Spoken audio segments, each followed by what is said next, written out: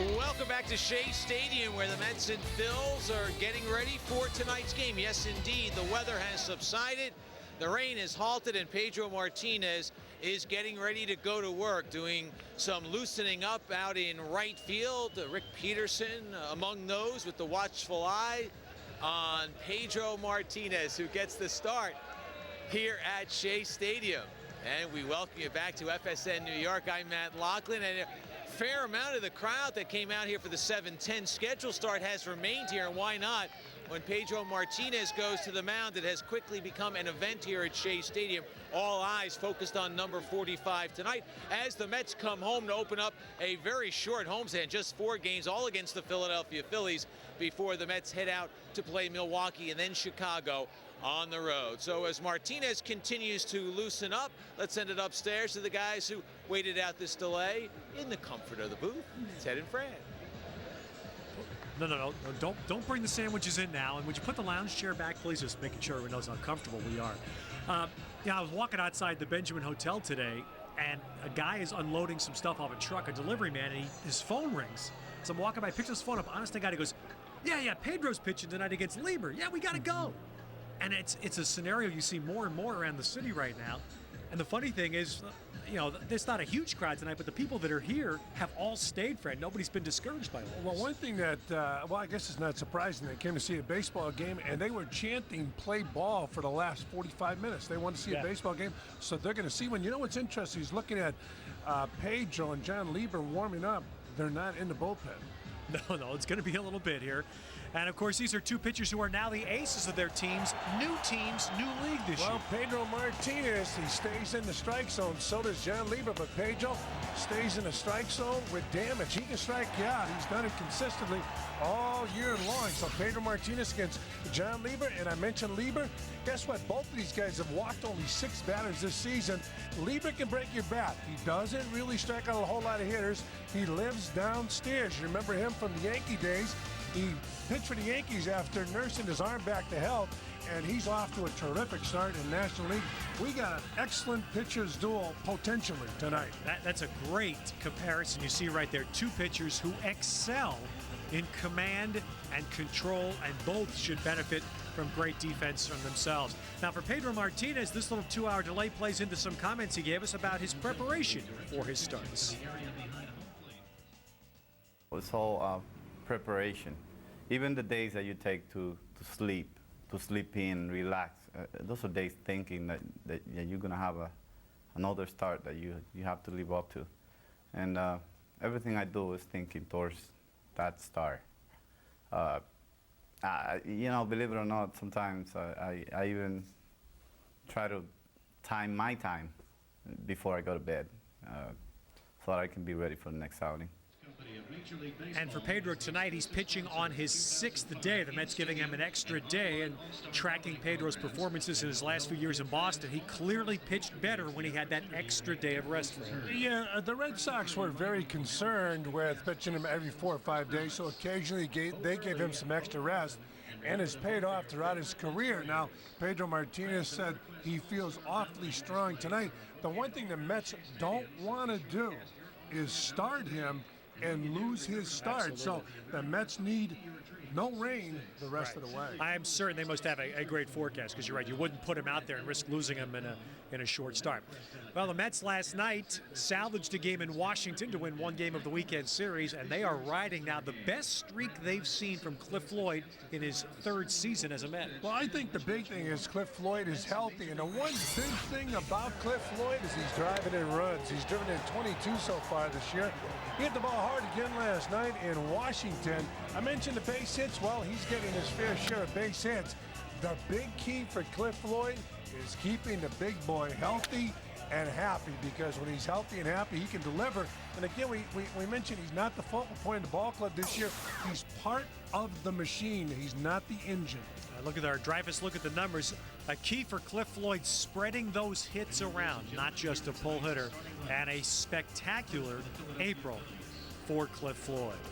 All right, we're still about 13 minutes, maybe 15 minutes away from first pitch tonight. for the Mets and the Phillies, opening up a 4-game stay at Shea. We'll come back and hear from Mike Piazza getting the night off tonight. Mike checks in with us next on FSN News.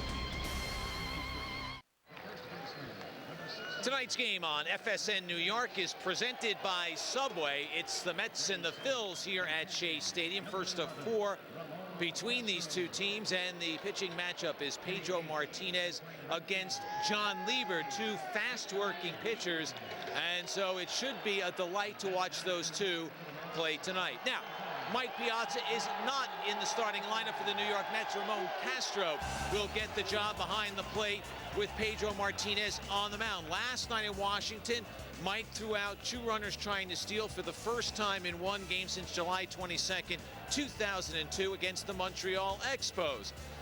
And of course, though, it is a big story when he is not in the lineup, and he was the subject of some mild interrogation by the media before tonight's game. It's just falling this way. I mean, he was meant to pitch last night. Obviously, they bumped him back. You know, we had an 8 o'clock game. We got in at 4 in the morning. I got to bed at 5. I'm a little beat up. My back's a little sore. It just happens to fall this way. And you know what? If there was something different, we would tell you the case. And I talked to Willie about this. You know, I'm sure there's going to be, like I said, just plenty of opportunities in the future. You know, I love catching him. I think he's, you know, there is nothing back and forth. It just happened to fall that way. You know, and then I just, you know, if I was 25, I'd be playing tonight. And just, you know, let's just face facts. I'm looking long term. We're trying to look to the end of the season. You know, I'll try and I'm not even going to hit till before the game because I'm just going to get treatment and hopefully get ready for the game. How does it work with you and Willie and just knowing when to have the day off? Do you talk to him? Does he talk to you? There's no blueprint. There is no blueprint. It's just a matter. He came in, he walked in, I was sleeping on the couch in there because just trying to get some, you know, some rest, and he just said, "How do you feel? What do you think?" And you know, and plus, you know, he, you know, if for me, I'm not 100, or at least what I feel is acceptable. It's like, you know, he deserves better than that. So if I'm not going to be able to move, or at least, you know, be 100% ready to catch him, then, you know, or any pitcher for that matter. Wouldn't matter if he was pitching tonight or anybody else. So, you know, that's truly the case. And like I said, if there was something different, we would tell you. It's just not the case. So, you know. But you can understand that it's a legitimate question. Absolutely. You know, but again, we would totally be honest. I mean, and you know what? If that was, which is not, it's not.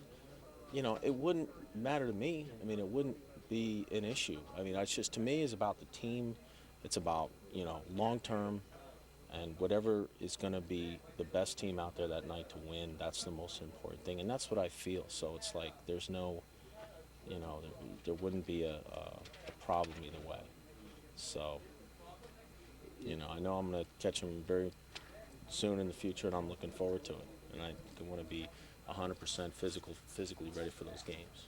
With the back, was there an instance, or is it just cumulative? No, just general sore. I mean, you know, you catch a 4.5-hour game and, you know, get to bed at 5 o'clock in the morning, you know, and you're here, you just, you know, let's face it, it's just sore. That's it. And, you know, unlike just like any other, you know, situation. I mean, he was slated to pitch last night. I was ready to be in there, obviously, and it was a good ball game, and we won, and that's the most important thing. Is he okay to go tomorrow? I believe so. So we'll see. Can you sleep back there? Not really. No, I'm just getting some treatment. Like I said, I hit a little bit before the game in case I'm needed. Do you think that you could be used as a pinch hitter tonight? Yeah. Okay. Yeah. Sure. Thank you. Mike, on a Thank you, Mike. connected but unrelated topic, we weren't there last night, so the satisfaction of 2 key plays that are going to get overlooked because people talk about Eric did, and it was a nice thing to get the rally going, and Miguel and so on and so forth. But you threw 2 guys out at critical spots. And maybe the outcome's different if you don't. Well, just, again, I feel, you know, I've been working hard on it. Obviously, the numbers aren't what it was, but even the game where they stole a few bases here, I felt I threw the ball pretty well. I mean, a couple of balls got away, obviously, and so the numbers aren't exactly what it is. But, you know, the key is that game, and I feel like I've been throwing the ball well. I've been working with Tommy, so I just want to be consistent. Don't rush the throw, and, you know, both situations, Aaron and Roberto gave me a chance to throw the guys out, so that, you know, that's the key. It's definitely a team effort. You know, you talked about not rushing the ball. That was very much evident last night, and particularly in the throw down to third, where you got a speedy guy. You have the lane, but you didn't rush it, and that seemed to be pretty clear. Yeah, and it definitely picked up the team and picked up our staff. So yeah, I feel good, and I appreciate it. Noticing. Thank you.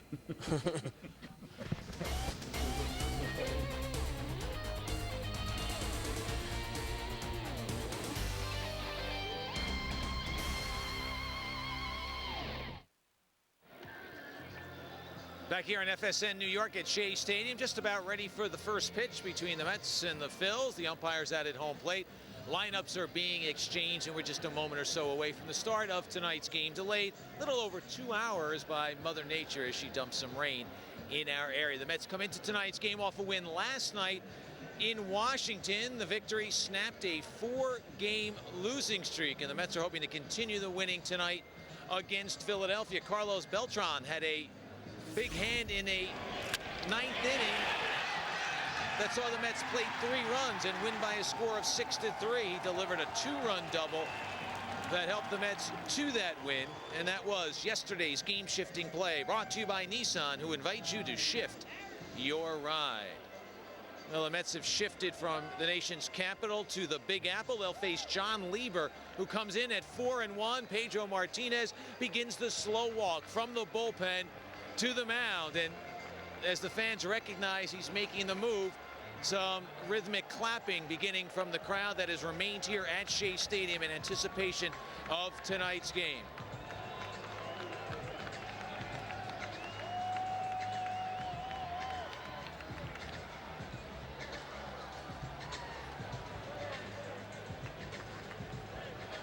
I can only imagine what it will be like if he continues to be successful in July, when the warm weather brings out a huge crowd to Shea Stadium.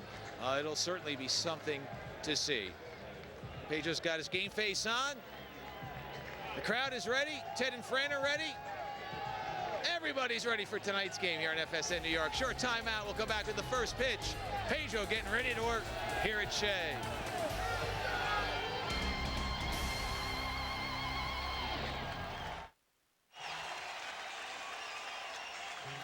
Spanish commentary available tonight. Escuche los Mets en Español. Use the SAP function on your remote. You'll hear Juan Alicea and Billy Berroa. They'll be describing Pedro's exploits. Tonight's game, a copyrighted telecast presented by authority of Sterling Mets, may not be reproduced or retransmitted in any form. The accounts and descriptions may not be disseminated without the express written consent of Sterling Mets.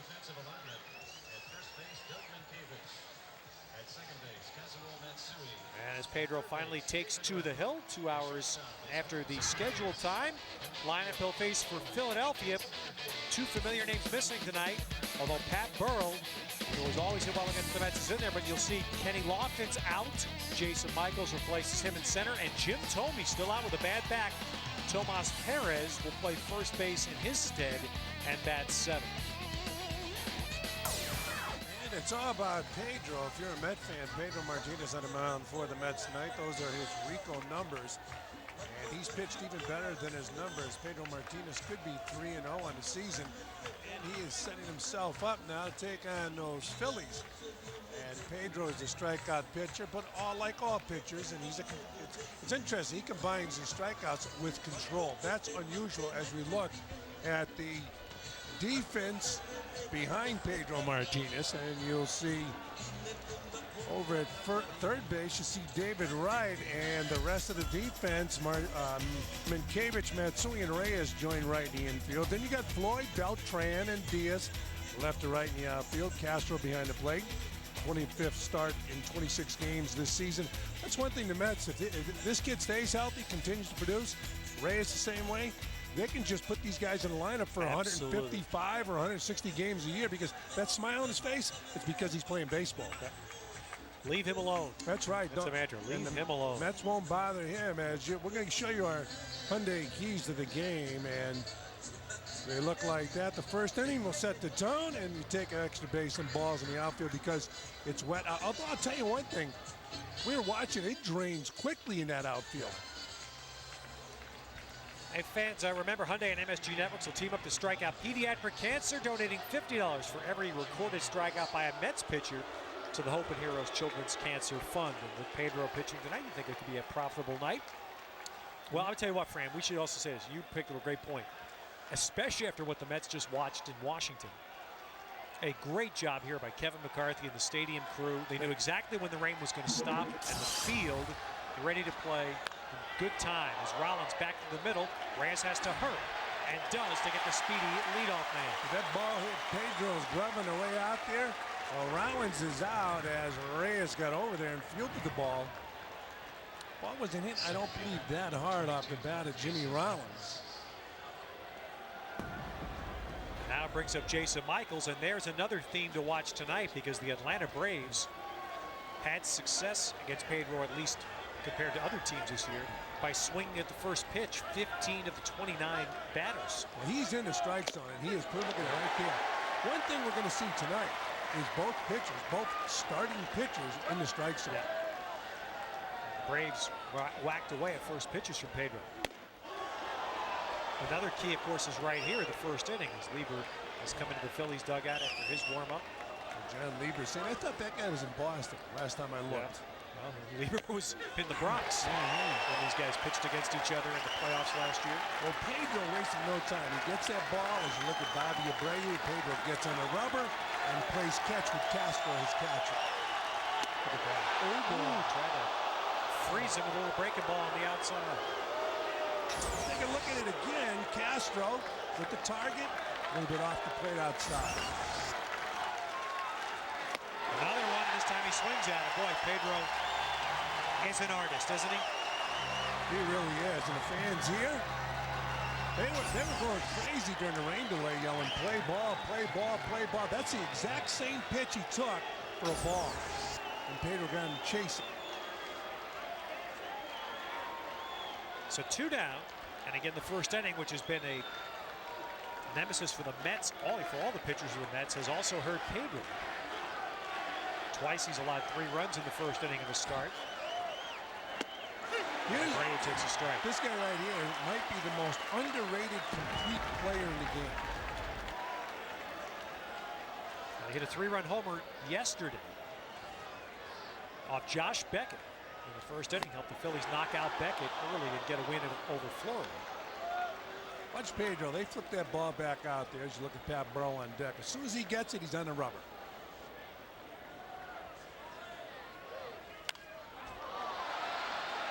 And it's 1-2. Look at that. Right back in the rubber. Oh, it's great. All kinds of confidence. He wants the ball back, and he's ready to go. Listen to the fans here at Shea. Well, they've responded to it beautiful. Trying to go upstairs, 2-2. Keep in mind, as time goes on, your real good pitchers, we've talked about it many times, they just get more comfortable and more relaxed. Looking at Mike Piazza, who Mike talked about it. He took the night off. The team got in late. He got to bed late. He's not 22 years old anymore. And he said, if I wanted to catch, I'd be catching.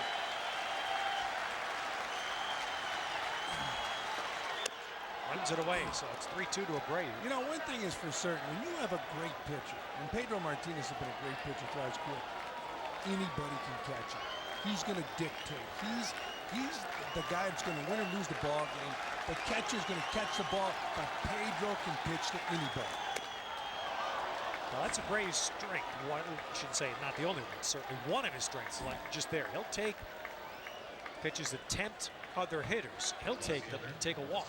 Well, he's 7 for 7 in stolen bases, so they're going to watch him now. Ramon Castro can throw. We saw the feature with Matty Lachlan talking to Mike Piazza. At the end of it, he talked to Mike about throwing out a couple of runners last night. The one thing Mike could take from that game last night is he can start to hopefully get some of his confidence back in throwing out runners. There's a strike to Burrow.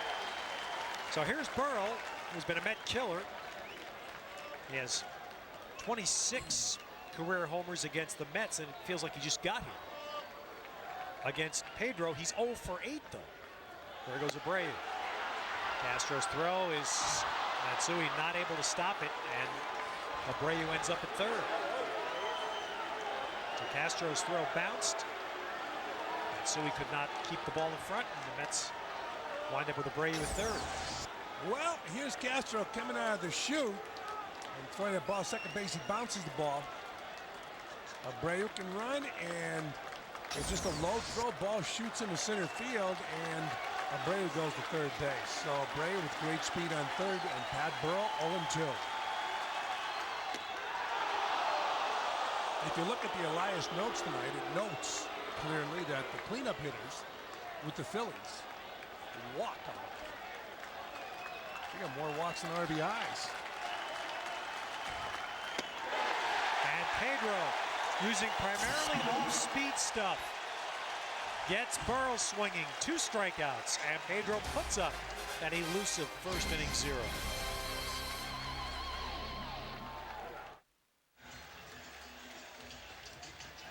Well, the late start for Pedro didn't seem to bother him. He had a good first inning.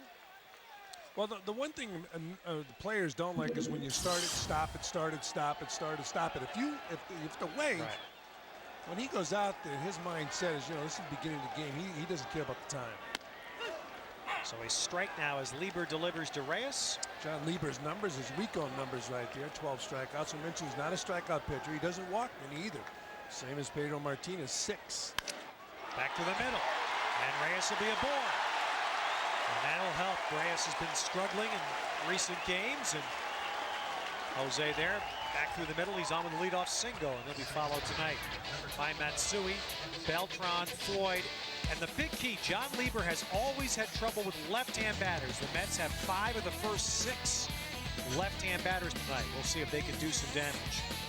And also right now, you look for Jose Reyes to be very aggressive on the bases.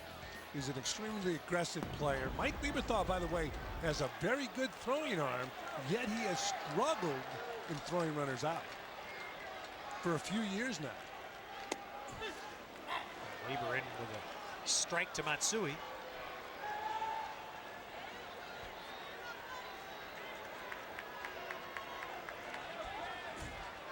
Lieber now 35 years old, Council Bluffs, Iowa, the home area. 14 wins for the Yankees last year. There goes Reyes. Lieberthal up throwing, not in time. And then a look, Rollins hoping that he was going to catch Reyes on an overslide. Rollins caught the bounce the ball. So that ball was bounced by Mike Lieberthal, like Ramon Castro. And take a look at it again. I mentioned now Lieberthal has a good, strong throwing arm. And right here, he bounces the ball to second base. Watch Reyes go. Got great speed. Just he'll outrun the baseball. So that's number 5 on the year for Reyes. 2 strikes to Matsui. Now Bell in on the grass. They better watch Reyes again.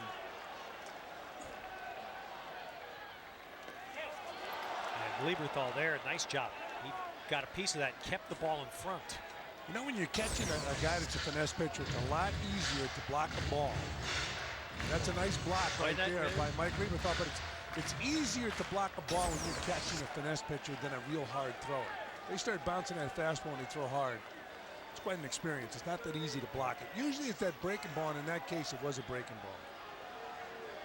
So Matsui at the very least here is going to try to pull a ball, see if he can move Reyes to third. They pitch him away, trying to prevent that very thing. It's 2-2. Outfield very shallow. Michaels playing shallow and well into left center. But Abreu's relatively deep. Left fielder Burrow very shallow. I think that's about as shallow a set as we've seen against Kaz. Rollins shading the middle. He's trying to keep Reyes close at second. And Matsui chases a bad one for strike 3. He tends to chase that breaking ball down and in. It's a breaking ball that Jose Reyes seems to be overly aggressive chasing also. And once again, breaking ball down and in, and Kaz Matsui chasing. So 1 down. You see Tomas Perez, who's playing first base. Jim Thome still out with back problems that have plagued him since spring training. Yeah, we talked about Tome's vicious swing. And Beltran pops it up on the first pitch. That's a big out for Lieber. And they're too quick down now for the Mets. Well, you saw Tomas Perez at first base. Now let's take a look at the rest of the Phillies defense. And it lines up like this. Utley, Rollins, and Bell join Perez in the infield. Then you got Burrow, Michaels, and Abreu left to right in the outfield. Lieberthal behind the plate. Second start at first base this season for Perez. You know, if you're a pitcher or a catcher, when you look at the lineup, Perez is a nice, solid major league player, but when you get Jim Thome out of the lineup, You notice. oh, a sigh of relief. Charlie Manuel, the Phillies manager, first-year manager. You know he's noticing as Floyd takes ball one. And he got the job probably because of Jim Thome. Jim Thome loved him when Manuel was in Cleveland. Gives him a lot of credit for his success swinging the bat, Thome does.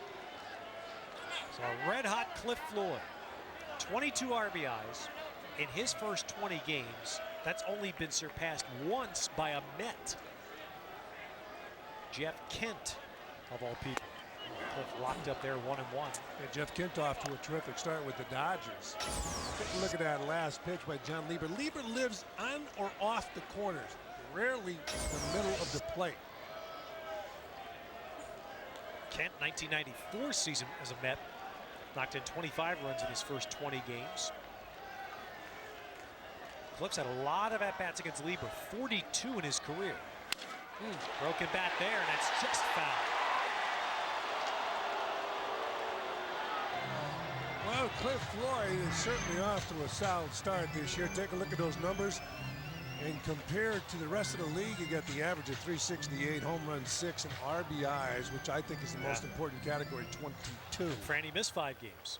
Yeah, hurt his rib cage here at Shea Stadium on a cold day, taking BP. That's how he hooks up against Lieber. And of course, Lieber spent a lot of years, really all of his career, except last year with the Yankees, has been in the National League. A Pirate and a Cub and a 20-game winner before Tommy John surgery sidelined him, and the Yankees paid him during his rehab. Ooh, a nice pitch. That fooled Floyd. And Lieber strikes out the red-hot Floyd. You talk about pitching out of trouble. Mets had a man at second, nobody out. Can't get a run for Pedro. If you just got here or you're just flipping on your set, you would not believe that it rained here for about 4 hours. Now that infield is completely dry. And what amazed me is the way they were sitting up here talking about it when they emptied the tarp in the outfield. That outfield drained immediately. And Pedro right to work with Chase Utley starting, then David Bell and Tomas Perez.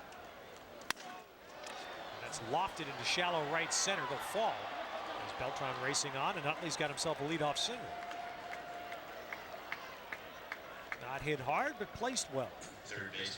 Well, Chase Utley said I was going to be starting second baseman. They promised that to me during the offseason.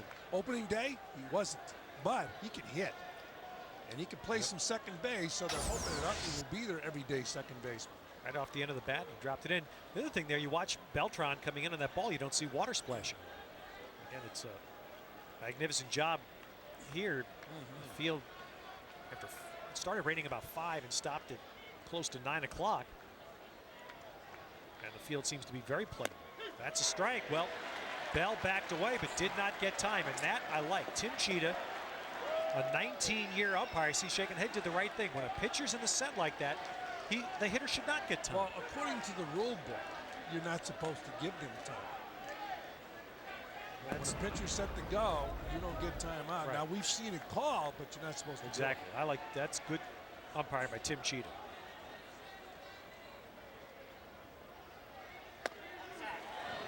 He's missing 1-1. We talked about Pedro getting the ball when he's pitching from the windup and getting right back on the rubber. Same thing with the stretch. As soon as he gets it, look at him out there. He's ready to go. Makes it so much easier on the catcher and the rest of the players on the field.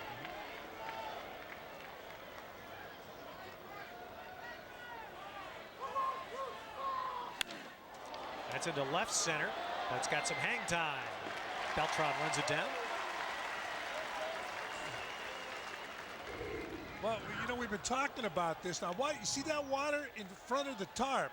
And I mean, it was moments after they removed that tarp. That thing got, look at that. It got so dry. And as Ted mentioned, you don't see any water splashing in the outfield like the old days. It's really great. I'll tell you what, Fran, what they need to do, they need to send Look at that. You know, like I said, you wouldn't know that it rained. And they need to send the grounds crew from D.C. up here, seriously, and have this crew train. Well, the other thing is your problem is drainage system here at Shea Stadium. Yeah. Well, drainage is different. Now, obviously, that's a different story. But I mean, the grounds crew, obviously, that was something that fell through the cracks in D.C. They did so many things wonderfully there to get it ready. It's clear they didn't train the crew on the tarp. And they need it. Yeah. And you should come here and do it. I'm serious. Come here and spend 2 days learning how to do that. See, it's money-making ventures I'm coming up with, right? Good That's idea. can charge them with consultancy. That's right. One strike to Perez. He's a valuable utility man for the Phillies. Switch hitter. And that's a little pop-up. That's going to be some trouble. It's falling for a hit. With the left side infielders pulled in. Nobody able to get back and catch that ball, and the flare hit for Tomas Perez. Yeah, and Perez didn't really hit the ball as hard, but he did what he had to do. He made contact. That was the key. Take a look at that head down on the ball. He just pops that ball left field, and it drops in.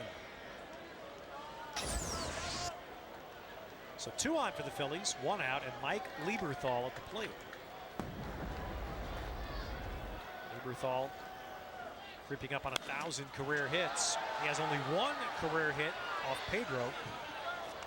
9 tries, but that's a home run. When Mike Lieberthal first came to the big leagues, he was the #1 draft pick for the Phillies. It took him a while to get established because the pitching staff, some of the pitchers didn't want to pitch to him. It happens all the time, although tonight we saw Mike Piazza being interviewed by everybody before the game, and he said that's not the story tonight. Pedro trying to paint. That's his fastest pitch so far. And he did not get the outside corner. You see the first pitch strikes, total batter's face. He throws a pitch in the strike zone. You got to be aggressive when you face this guy.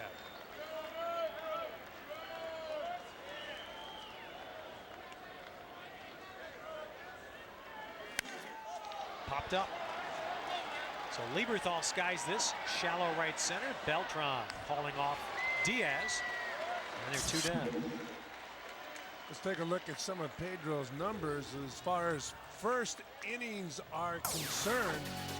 2.75 earned run average, 8 runs allowed in the first innings, 3 runs allowed in all other innings. You know, you get back to, something happens between that bullpen and the mound, and it takes a little while for your pitchers to get loose and get ready and get in their rhythm. But once the real good ones get there, they already have the confidence. The confidence is with them when they get to the mound, so they don't have to get that. They have to get the feel as Rick Peterson looks on. And now Pedro will try to get Lieber out. You see Lieber's struggles with the plate so far this year.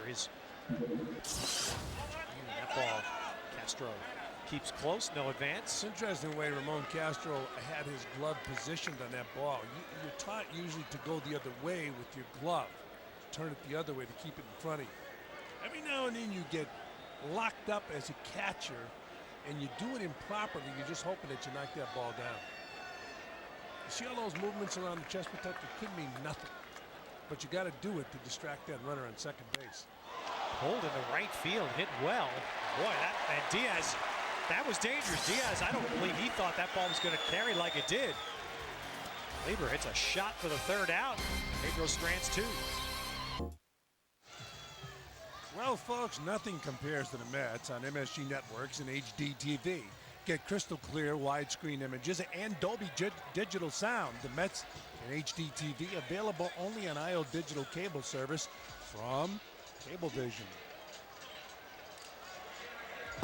Now David Wright back swinging the way he was much of the second half last year.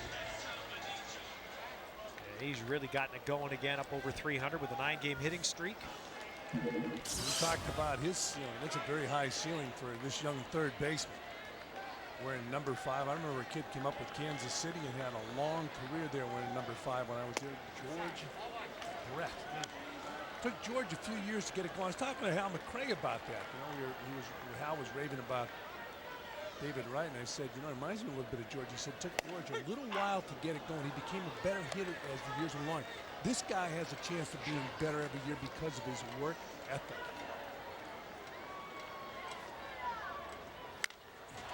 Hit well to right field. Abreu back on it though and makes the catch. So David Wright flies out. First baseman, number 16. Well, David Wright has been a strong hands hitter, and he emphasizes his hands as much as Mike Piazza, maybe even more. He's extremely strong. Here he goes the other way. Good replay right there showing David Wright staying in longer. If you remember, when the season started, he was over anxious like everybody else. He was pulling off the ball. He's so strong that when he pulls up the ball, that ball from the middle of the plate out, he wasn't handling it. When he hangs in there, talking about his strength, he can hit the ball the other way over the right field fence. Now here's the other side, and that first pitch there's a perfect example of a guy who's scuffling. Doug Minkiewicz right now. If you saw the game last night, you heard Minkiewicz was wired for sound, and he's talking about this to several players on the Washington team. That he's in that mode right now where every at-bat feels like he's grinding. So he tried to drop a sneak attack bunt down. Now gets his bat splintered. And he's out on the ground out. Well, Willie Randolph talked to me in spring training about Doug Minkiewicz. He said, I saw him when he was hitting the ball well in Minnesota. I expect the same thing. As we look at the replay, he gets severely jammed by Lieber. Again, talking about Lieber, he's on the corners. And he beat Doug Minkiewicz right here. The hands go back, just doesn't get the bat through the hitting zone quick enough. So 2 quick outs, and now he'll face Ramon Castro.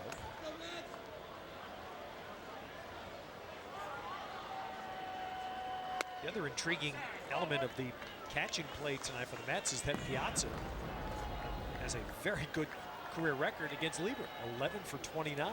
But you can see, you know, as time goes on, Mike is getting older, and he's told me in the past, even when he was younger, he would tell the manager, look, I can't play today. Now, that's what he said he did today. He was asked how he felt, and he said that he'd be better off missing tonight's game. But, of course, the big story is him not catching Pedro Martinez.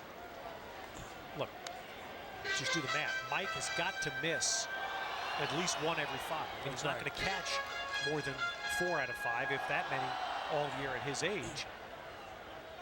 Now, obviously, no one's naive here.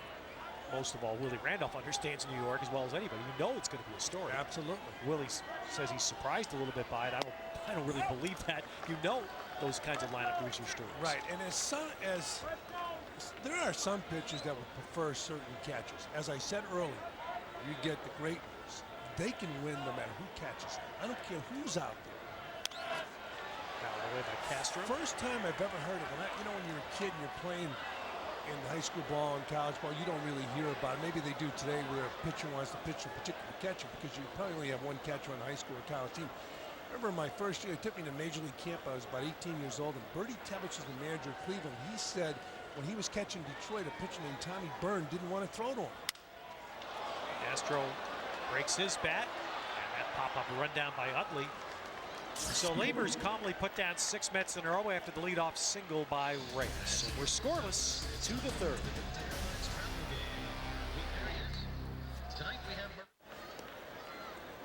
Pedro back to work as we go to the 3rd at Shea. And one of the job descriptions of being a #1 starter is you hook up, particularly early in the year, you tend to hook up with the other team's top dog. And so it is again tonight for Pedro. Smoltz last time. Lieber, the #1 guy for the Phillies tonight. I think it's great. I'm sure that these pitchers get keyed up for it. At one time, when teams played doubleheaders, if you had the 2 aces in the doubleheader, they wouldn't face each other. You wanted to make sure you'd win or had a chance to win one game. Yeah. For example, if it was the Dodgers against the Giants, then somebody like Juan Marichal would pitch the game other than the one that Sandy Koufax was pitching. Left center, that's a trouble ball, and Beltran runs it down. That one also carried well, and Carlos played that beautifully. See the frustration. Rollins thought he had a hit. He thought he had that over Beltran's head.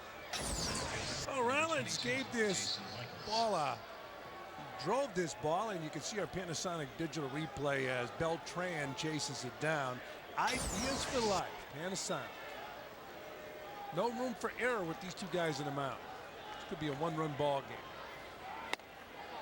And Jason Michaels takes a ball. Struck out swinging in the first.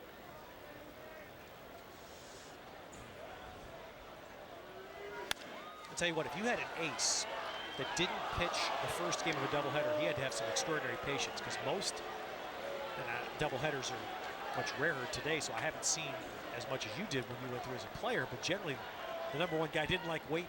What you would do is you would tell him to come in the middle of the first game.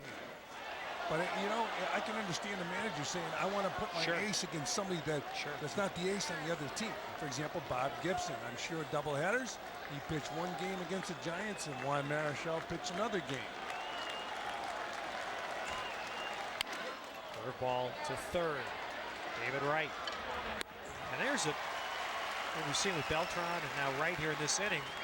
Pedro's pace and his command creates terrific defense. You see David Wright watching that ball right into his glove. Firing that ball over to first base to get Michaels. And the pace seems to be picking up with Pedro. Tough to pick up your pace when you work rapidly to begin with. But after the first inning, it seems like he's a little bit quicker. If I were the Phillies, I'd take my time getting in that batter's box. And in the first inning tonight, Ramon Castro's throwing error was the first error committed with Pedro on the mound this year by the Mets. If you're a youngster, the ball, when the ball's hit on the ground, they tell the infielder, get as low as you can, because it's easier to come up than it is to go down. And you saw David Wright with his glove on the dirt. And again, you'll hear it time and time again, it's easier to come up than it is to go down.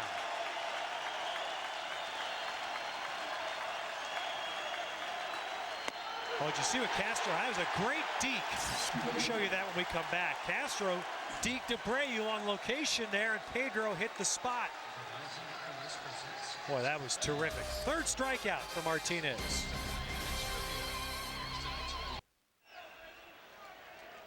Victor Diaz will lead off against Lieber in the bottom of the third. First ball swinging and a foul.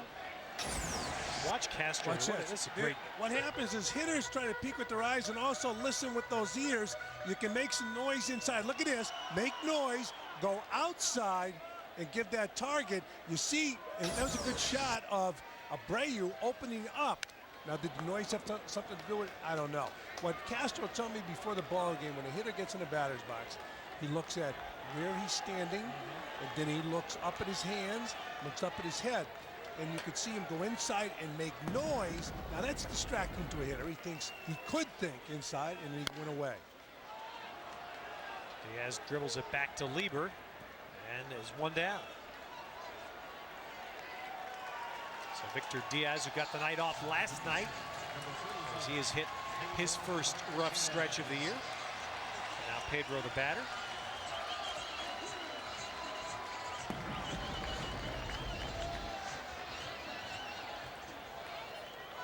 So two pitchers here that are excelling on the mound, and both tonight looking for their first hit of the year.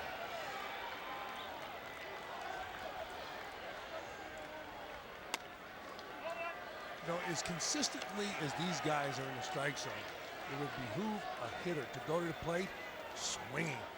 First pitch, swinging. To the first baseline. Oh, what a stop by Perez. Great job to rob Pedro of that first hit. Boy, that was a terrific play by Perez. Pedro had a little playfulness there with Perez. I think Perez, when he dove for it, had to adjust to the bounce of the ball. Here's our Panasonic digital replay. And Pedro thought he had his first hit. Watch Perez, he dives. Now the ball took a true hop. He makes the grab, he takes a base hit, maybe an extra base hit away from Pedro Martinez. Did he go a ways for that too? He showed you that middle infield range, didn't he, Frank? Yes, he did. And this is his second start at first base. Jim Tomei still nursing that bad back.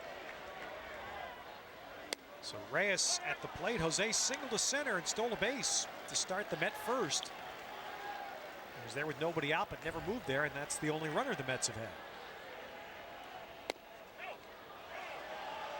Boy, that was quick bringing that bat back. Watch Pedro playfully with Tomas Perez. He draws a smile from his fellow Dominican. How about that? Now everybody's obsessed with Reyes getting that first walk 2-0. He took a pitch. Yeah. He said, now is everybody happy? Because I'm going back to hacking. Let me correct you. Tomas Perez is Venezuelan. Hacking away, base hit. But that's okay. And that's the part about the walk number that's somewhat deceiving. The concept, again, is Jose Reyes swinging strikes. He got a good pitch here. Ball tailing away, and Jose Reyes stayed with it and spanked the ball the other way. Look at this. That's his second hit of the ball game now.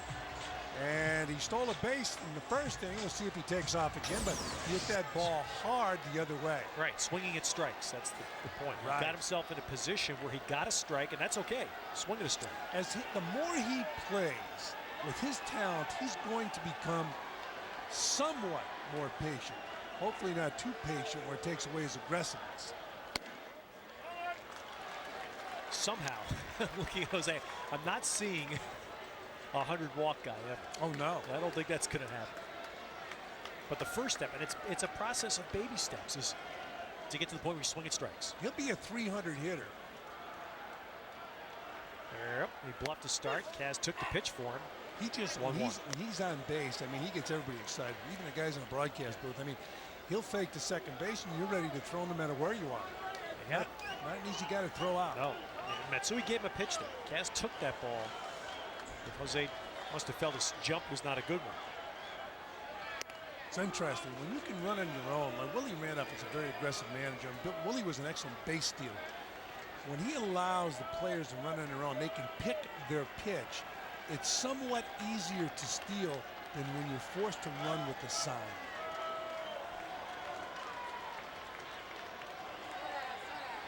One to Matsui.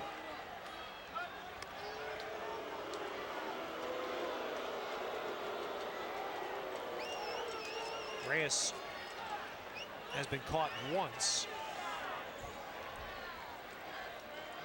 in 6 tries. And he was safe according to our camera that time. Well, we won't belabor it.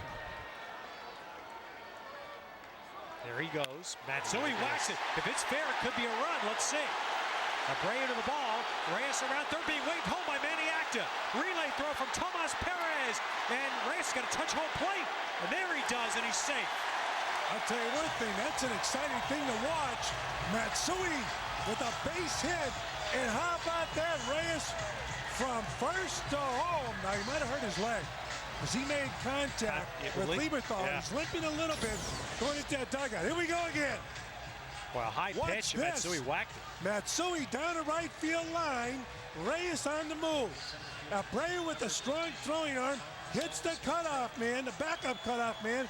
Perez's throw, short hops Lieberthal. Again, watch Reyes go.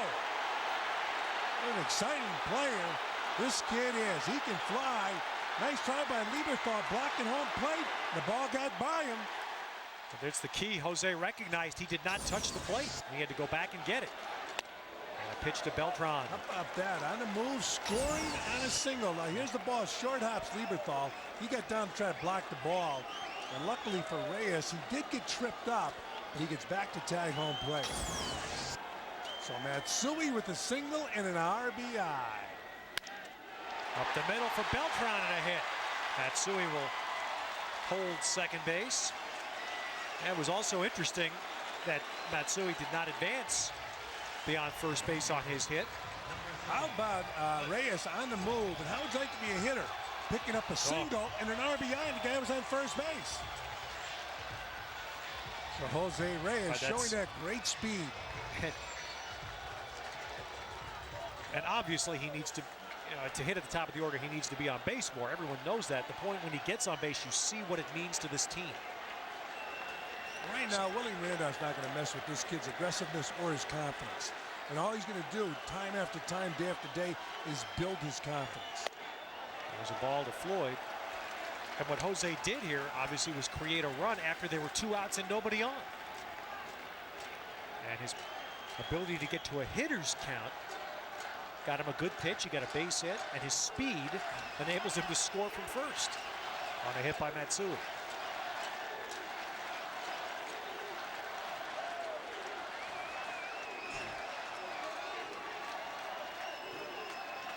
1 ball to count to Floyd.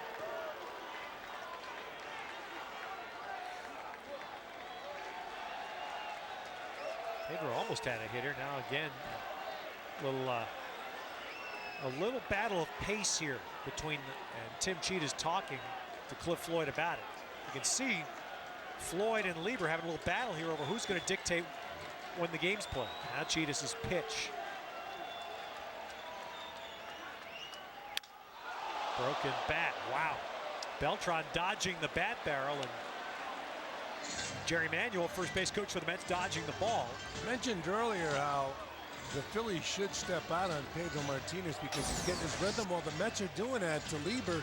Now Lieber again makes a good pitch on Cliff Floyd, breaks his bat. Watch the barrel of the bat fly out there. Well, Fran, and this is Floyd's second at bat. Lieber's done nothing but pound him in, everything in. But we've seen Cliff take that pitch inside, hit it over the fence. Lieber throws the sinker as his primary pitch. He also throws a very good cutter, which is the pitch that he's getting in here to the left-hand batter.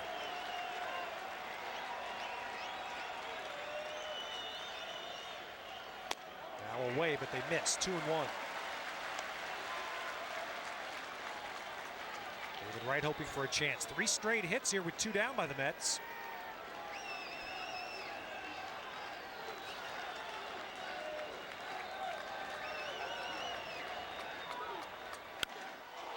That's pulled in the air foul, and it's going to be out of play. And that ball was inside on Cliff Floyd. He couldn't do anything but hit it there. Take a look at it again. Lieber, as we mentioned, never throws a ball out over the heart of the plate.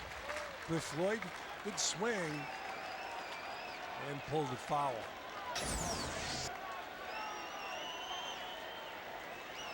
And Lieber reaches the heart of the plate. That's a danger zone for him because he's not overpowering.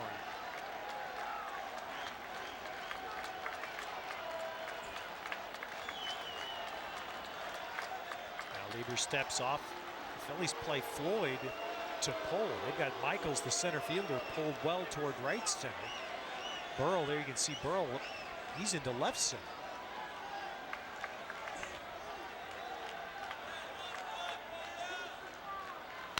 Oh, jeez.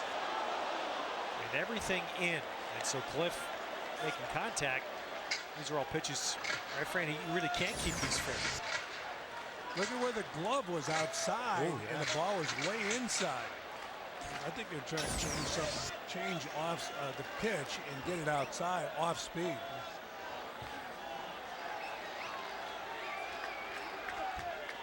So a reload here on 2-2 with 2 on for the Mets. Cliff is so fast inside, I'd go away with something off speed.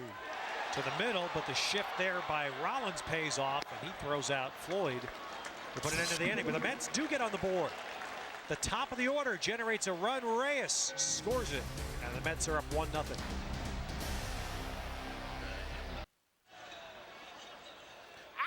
This is the private domain. You notice this fan of Charlie Cucciara? The Affleck trivia question? Who are the 4 lefties with at least 250 career saves? Well, you get John Franco. Well, I can tell you, 2 of them have New York roots. And stumped on the other 2 for the moment. Sparky Lyle. Yeah. That's a good. I don't know if he made 250. He'd be the 3rd one if he did. Pat Burrell leading off for the Phillies. By the way, 2-0. Want to wish our best to the guy who's got a sore back tonight.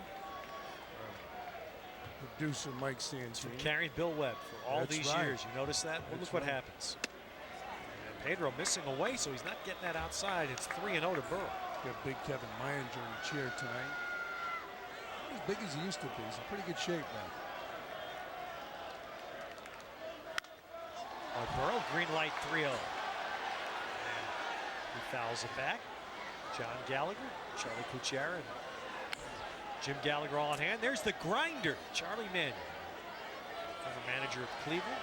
I mentioned earlier how Jim Thome loved him, and a lot of people feel that that's the reason he's the manager of the Phillies. Poor Larry Bowa was blamed for everything. Now, Larry couldn't have been blamed. I mean, was he blamed for the traffic in Philadelphia? Because they blamed him for everything.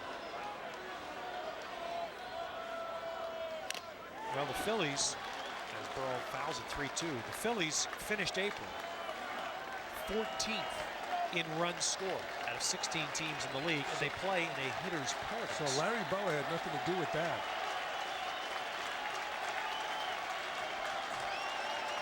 3-2. Well, that's a close one. It was a pitcher's pitch. Pedro got that up at 94. Let's take a look at where this ball, a little bit outside. He gave him a little movement, tried to run that ball over the corner of the plate, and Burrow wisely kept the swing. So Pedro issues his second walk. Both have come on 3-2 pitches. And now he'll face Utley, who looped a single in the shallow right center his first time.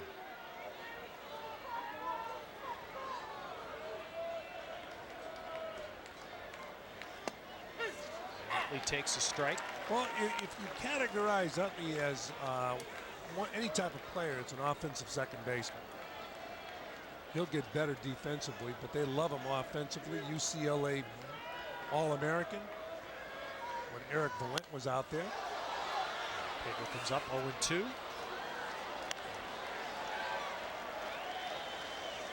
David Bell behind him. Well, Phillies kind of stuck in a jam with Utley and Placido Polanco this year. Two guys for one position. Now it's 0-2 to Utley.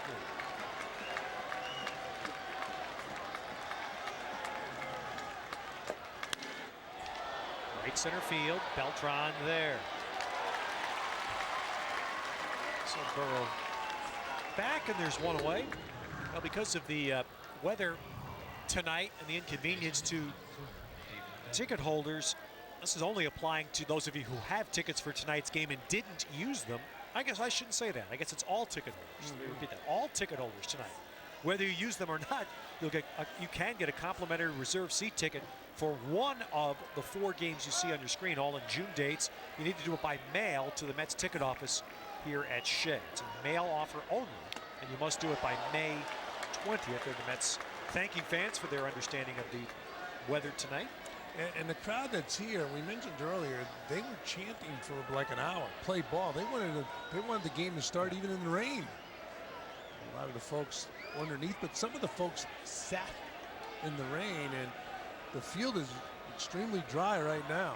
So they're going to see Martinez and Lieber square off. Ooh, they gave him time this time. Did he give him time? Boy, they're going at it now. Tim Cheetah's not happy. Tell you what, if you didn't give him time, it's a balk. Well, Tim Cheetah is not happy.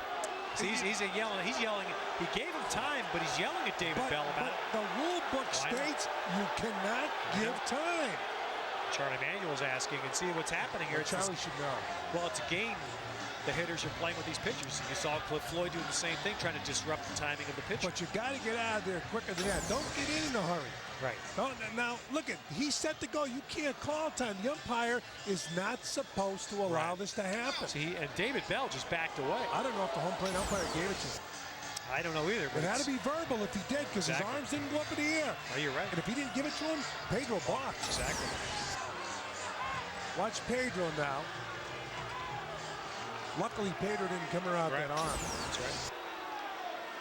Well, Tim Cheetah, he's angry. He's got to take control, which he did in a previous. I forget which Philly it was in a previous inning.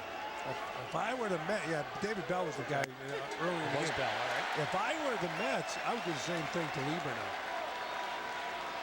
Cliff Floyd did it. Cliff Floyd did. I would do it again.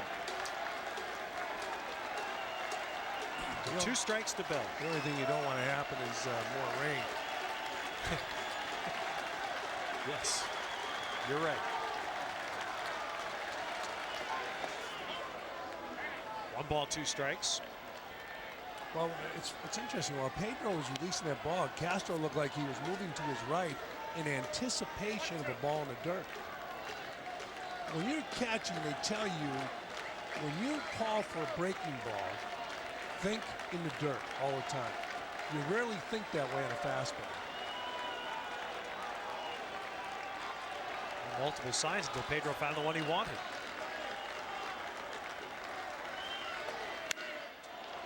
And in the air, center field, Beltran is there for out number 2.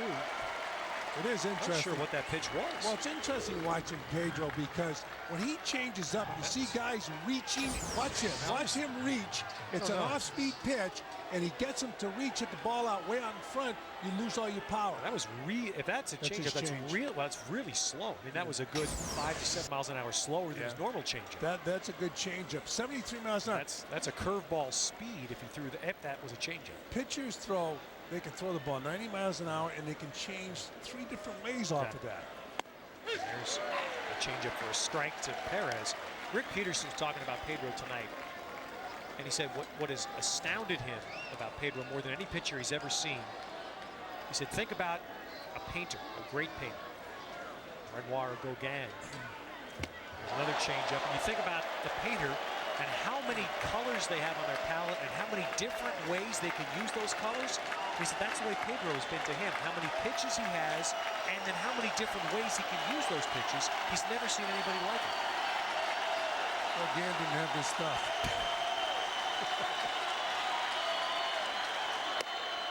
You know, you talk to Tom Glavine. He talks about throwing a fastball, then you change a little bit off your fastball, a little bit, then a little bit more off your fastball, and then you have a straight change. That's 4 different pitches, and Pedro does it. Looking for the finish. On the ground, Matsui will get to this one. And the inning over, so the leadoff walk to Burrow doesn't hurt. Mets come back to the plate up 1-0. David Wright starts the Mets 4th, takes a strike from Lieber. David flying to right his first time. First 3 innings have been consistent with Lieber's record. The Mets have 4 hits, all by left-hand batters. Lieber has an extreme difference in his career versus left-hand batters and right-handers. Much tougher for righties to hit. It's a ball, 2-1.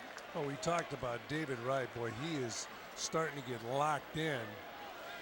And we talked about how he will end up before he's done in the top 3 or 4 in the batting order. To Jimmy Rollins.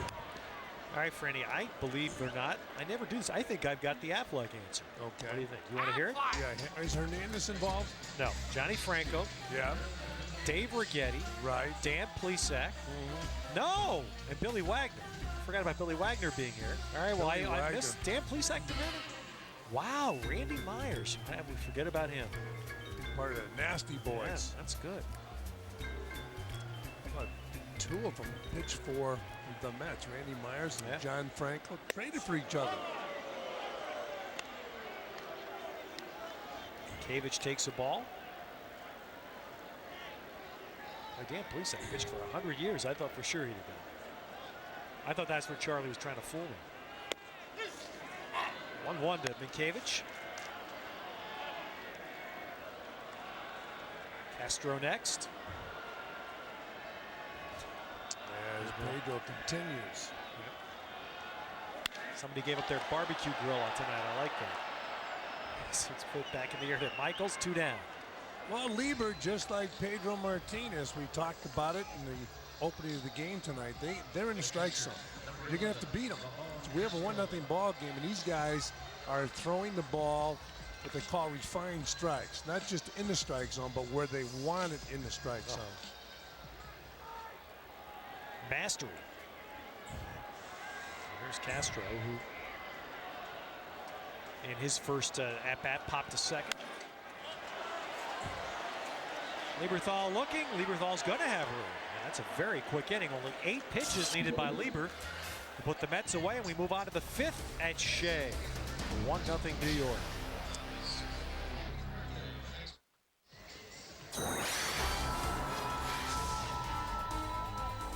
New York Mets baseball brought to you in part by Aflac. Ask about it at work.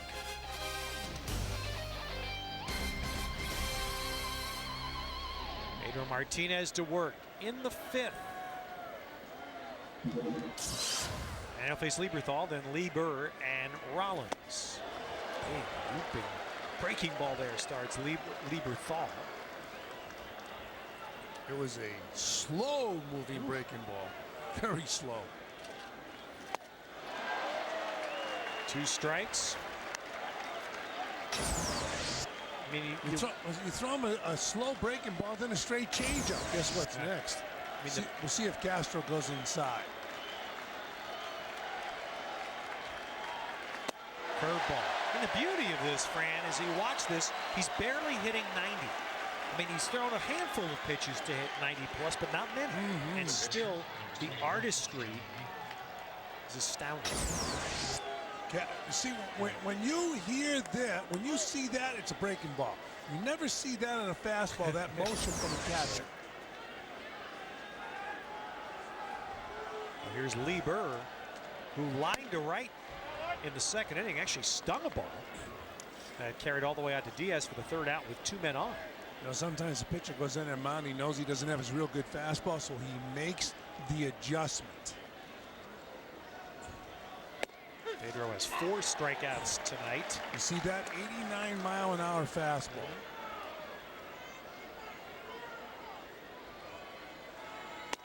He has struck out 8 or more 5 straight starts, which hasn't been done by a Met since David Cone 13 years ago. There's a piece of cheese at 91. Watch this, threw it right by him. Oh.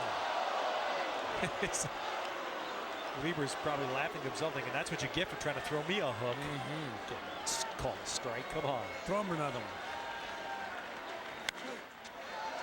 Lieber fouls it back. Well, the one thing that Pedro doesn't want to have happen has happened here. Now he's going to have to wind up throwing at least 7 pitches to get Lieber out. He doesn't have a hit yet this year. And Lieber spoils another one. So a pitcher can help himself in several ways, and here might be one. If you put a long at bat on, maybe somewhere down the line it helps shorten Pedro's outing. That's strike 3 right in there. So now let's see if you get Jimmy Rollins to swing at one pitch. Yeah, maybe the first pitch. That'd be the compensation. That would be something. Now, a reminder, the 2005 New York Mets official merchandise catalog is now available, offering a great selection of items for every Mets fan. For your copy, call 800-PRO-TEAM. So that was the longest at-bat by a Philly hitter tonight, 8 pitches. Now strike to Rollins.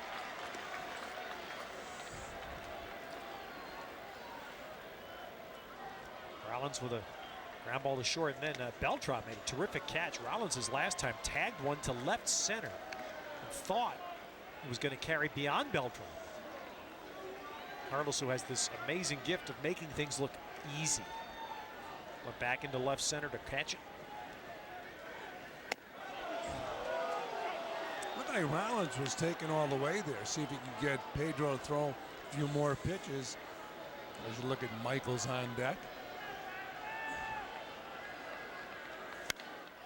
Popped him up. And Pedro staring at Rollins. How about that? Well, he got out of it.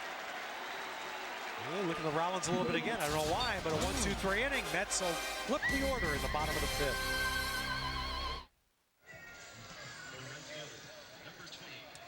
Well, Lieber and Pedro have wasted no time, Fran, in our Jeep game summary. As you see there, Ted, Reyes 2 singles, stolen base, scored a run. Matsui, an RBI single into right field, and Reyes scored from first base. Lieber and Martinez throwing strikes, getting ahead, looking good. So the folks here at Shea Stadium waited 2 hours. They're seeing quite a pitcher's duel early in this ball game.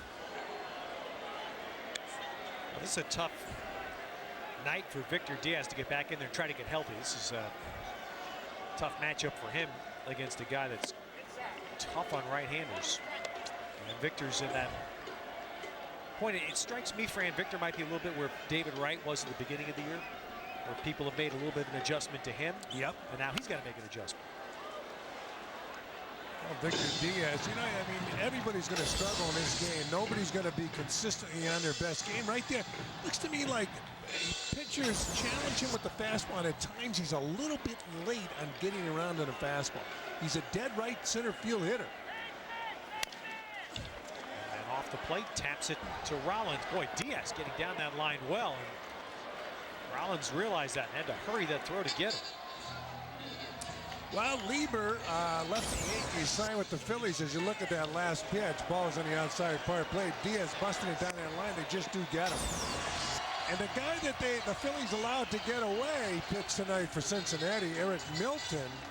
And he had I guess he had a tough night tonight because the Cardinals won that ball game 10-9 over Cincinnati. The Cardinals scored 7 runs in the 9th inning.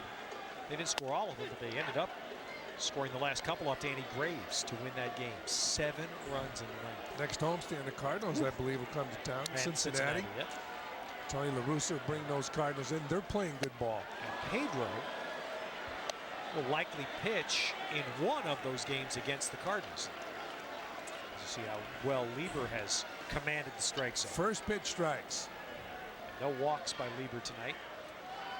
And he finishes off Pedro. That's his 4th strikeout. Throw him the hook. You throw him a breaking ball, you got a real good chance to get it. Now look at this. Right on the money, look at Pedro. Woo. He said, I'm going to get you now. I'm going to throw you another breaking ball. Pedro likes to stare at guys. He was staring at Rollins when Rollins hit the ball. Staring at Lieber when he took that pitch. Well, you know, it's the word that Doug Minkiewicz used in the spring to describe him, swagger. Oh, yeah, he's got it. On game day, he has it. And you love it when it's on your side. This kid at the plate's going to have swagger. I know one thing, he has speed as you look at Martinez in the dugout. But Jose Reyes, 2 for 2 tonight, 2 singles, scored a run, stole a base. Oh. See, the Bell takes it, and no. Lieber let Bell take it. I thought they had him at first base. Lieber might have distracted Bell. It looked like it was Lieber's ball, and he was called off. Listen to this. Listen to Bell. We're going to hear Bell call for it, and Lieber gave up on it. Well, I'll tell you one thing. This Reyes is special. You can hear Bell yell he had it. Once the third baseman yells, pitcher's got to get out of his way. But when you yell, you got to get him. That's exactly right. So, a 2-out hit for Reyes. The last time this happened in the 3rd inning, Matsui singled with Reyes running. And that won't happen here. 1 pitch comebacker. And that takes care of the Mets in the 5th inning. So it has been as advertised, even with the wait. Terrific pitching. Mets up 1 to the 6th. All right, we're back at Shea Stadium. Mets leading 1-0 against the Philadelphia Phillies. A couple of injury updates, one involving Philadelphia, one involving the Mets. Jim Thome had some tests done on his back today. He's been sidelined with a bad back. It's bothered him all spring throughout the early part of this season. And the inside word is the Phils are not hopeful that those tests will bear good news. The results will be released tomorrow. We'll know more about Thome's situation after that.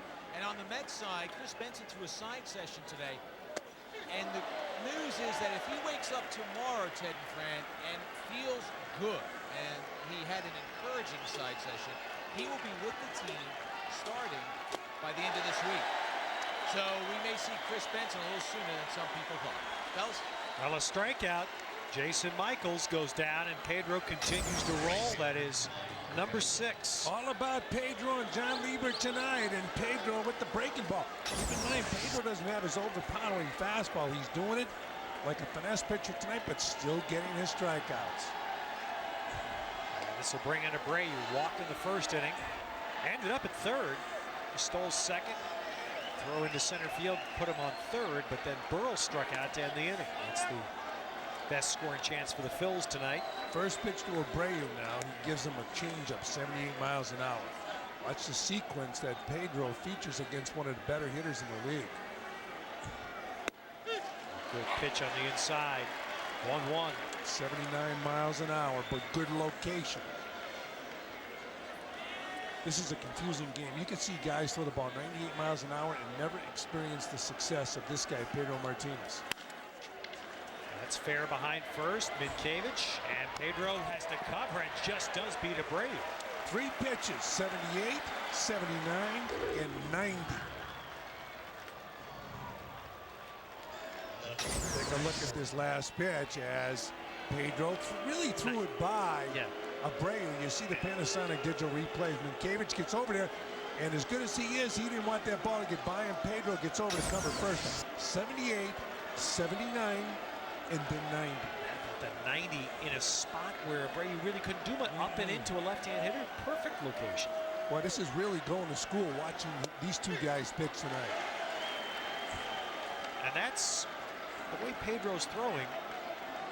Highlights again something we mentioned, and Lieber's obviously been outstanding, but it highlights something we talked about at the outset. The Mets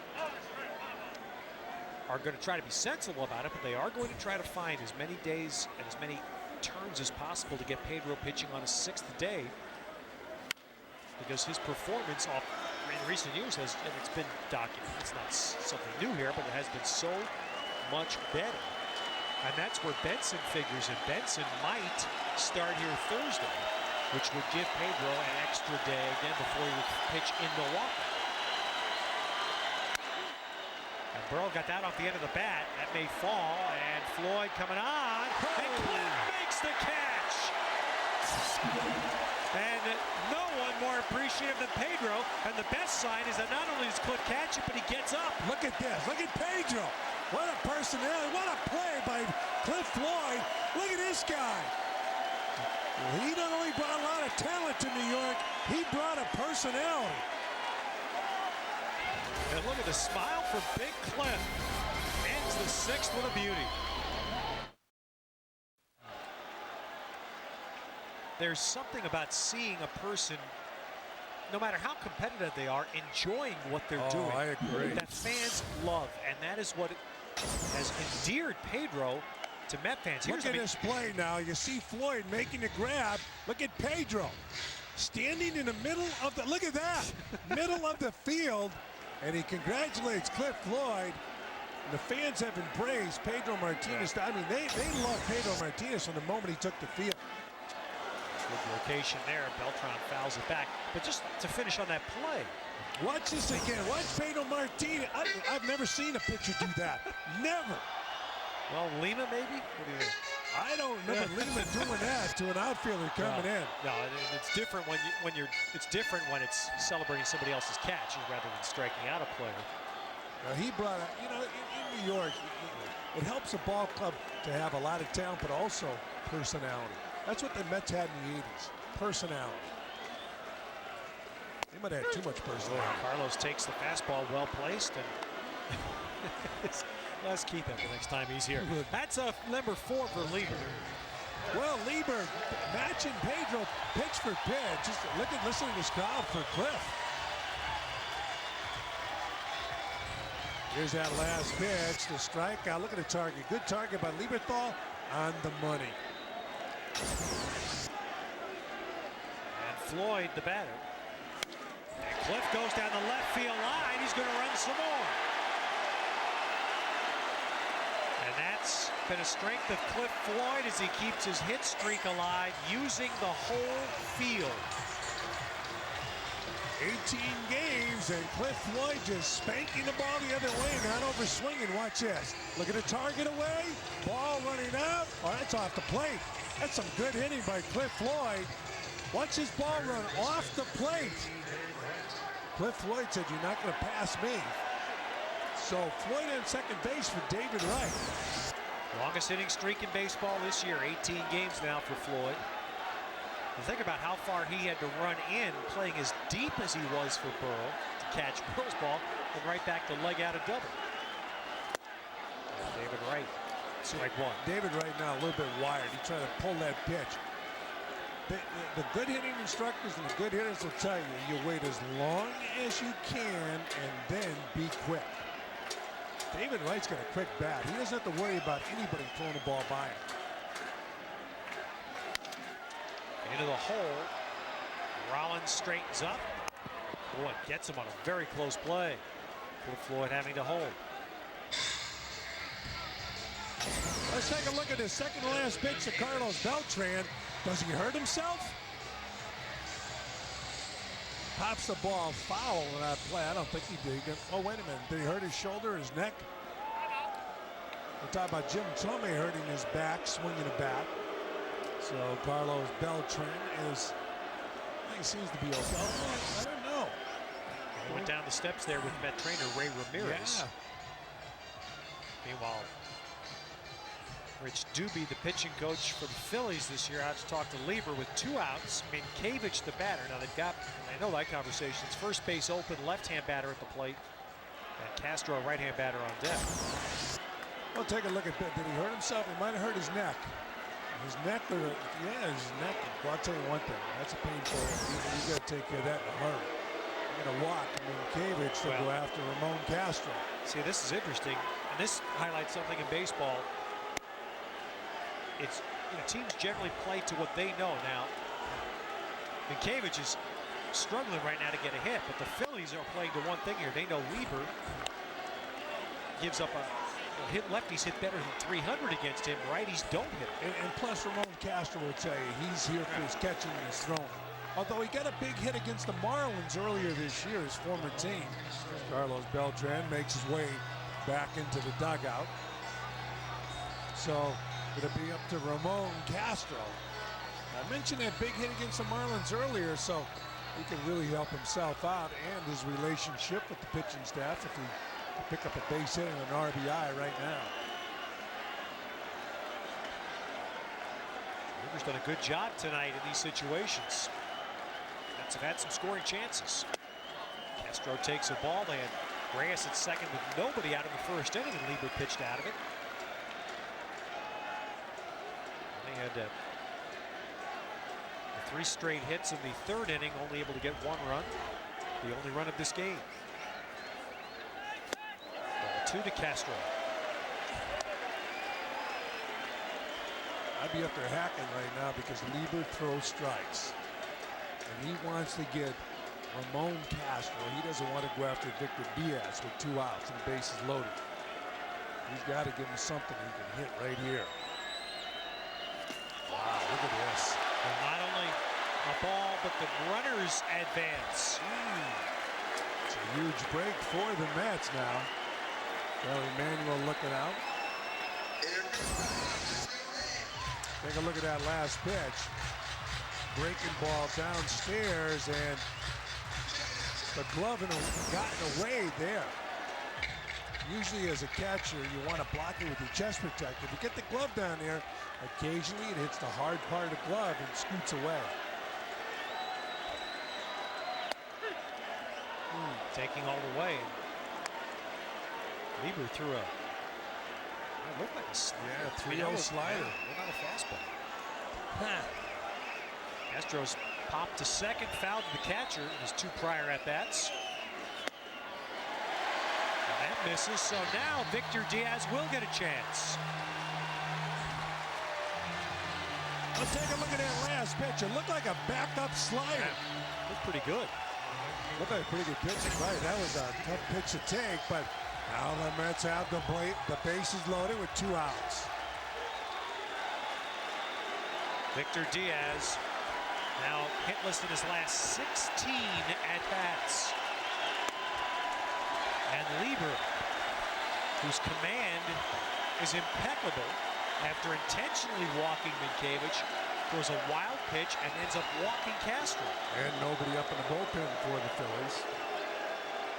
Lieber's only thrown 78 pitches.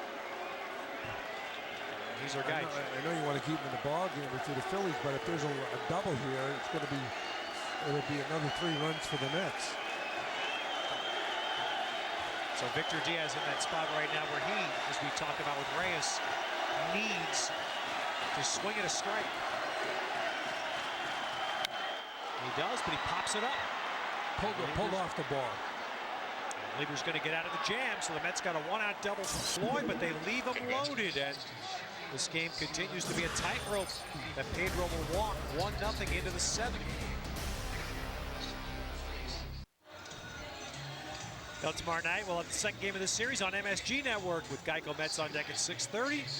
And first pitch will be 10 past 7. Tom Glavine tomorrow night for the Mets, and Brett Myers, who's off to a terrific start, 1.35 ERA so far, and he'll be the Phillies pitcher. Well, this game was billed as a pitcher's duel, and boy, I'll tell you one thing, it's been a terrific ball game. Well, the Mets have given Pedro 1, and that's it. Through 6, he hadn't given the Phillies anything. He faces Utley, then David Bell, Tomas Perez here in the 7th. Change up strike.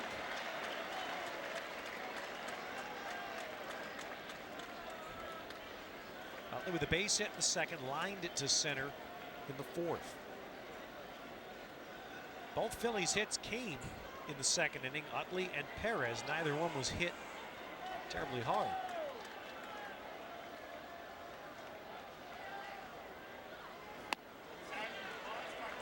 68 miles an hour.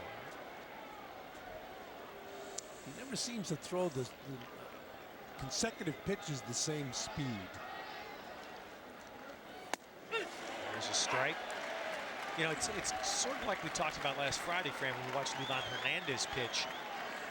Except Pedro seems like he can reach back and get that fastball up there a little hard. Yeah. And he's got a better changeup. It's got to be the breaking ball. Yep. That's pulled fair. So Utley's going to have the tying run in scoring position here as he pulled that one right over first base.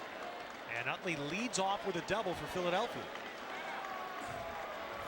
Well, you saw Ramon Castro with the hand get the ball down, and it's a breaking ball. Utley, boy, that's good hitting.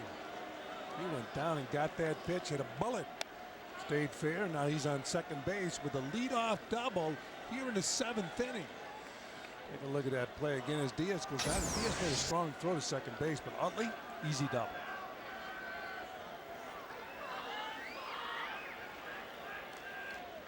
So Utley at second base.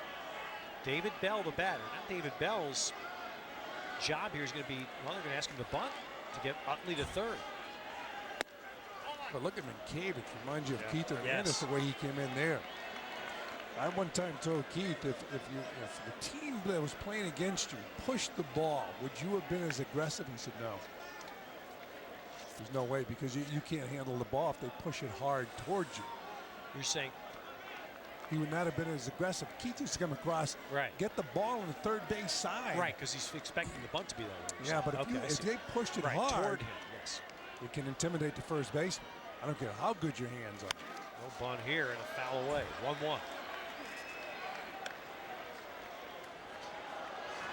Terry Adams now begins to throw in the Philadelphia pen. The Phillies working towards the pitcher's spot.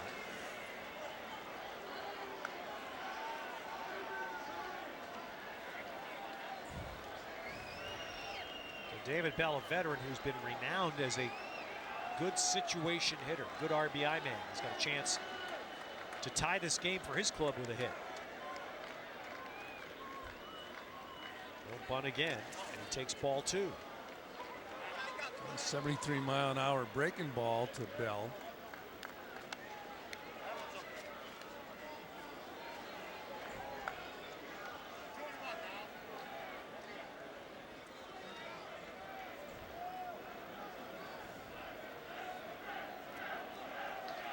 Pedro and Bell have had their little timing battle tonight. Now Bell stands in and he's got to stay in.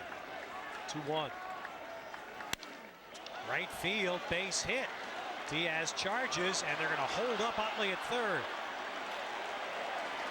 A good piece of hitting by David Bell, and the Phillies are in business. Utley was thinking score all the way, and David Bell just took a pitch that was out over the plate.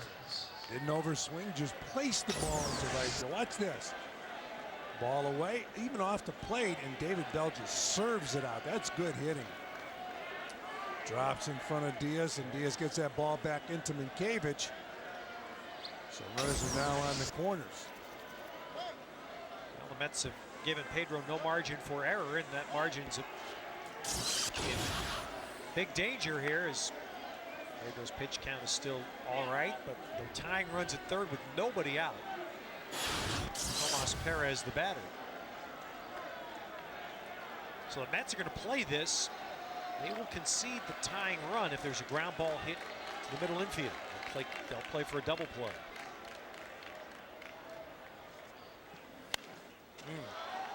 Well, if Pedro can get this guy striking him out, it'd be huge. See Mike Lieberthal on deck. He's been struggling with that bat. Perez 1 for 2, a left-handed hitter. Lieber hoping his team can at least get him even. Perez with a bloop single and a ground out to second. That's a 2-strike count now. Well, let's see what happens here. Pedro needs the strikeout. He's been one of the best in the game for a lot of years, and he can still, when he needs it, he can get up there 94, 95 miles an hour. Not consistently, but he still has it in his tank. Would you think that'd be the pitch to try to finish him? I'd try to go inside. If I felt I could get that thing up in the mid-90s, I'd go inside. Let's see if Pedro's got a little reach back here.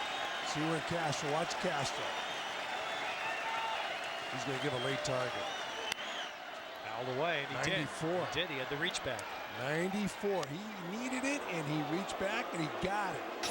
Watch Castro move gently, quietly, after showing some movement outside. I would have probably tried to go a little bit more inside with the target.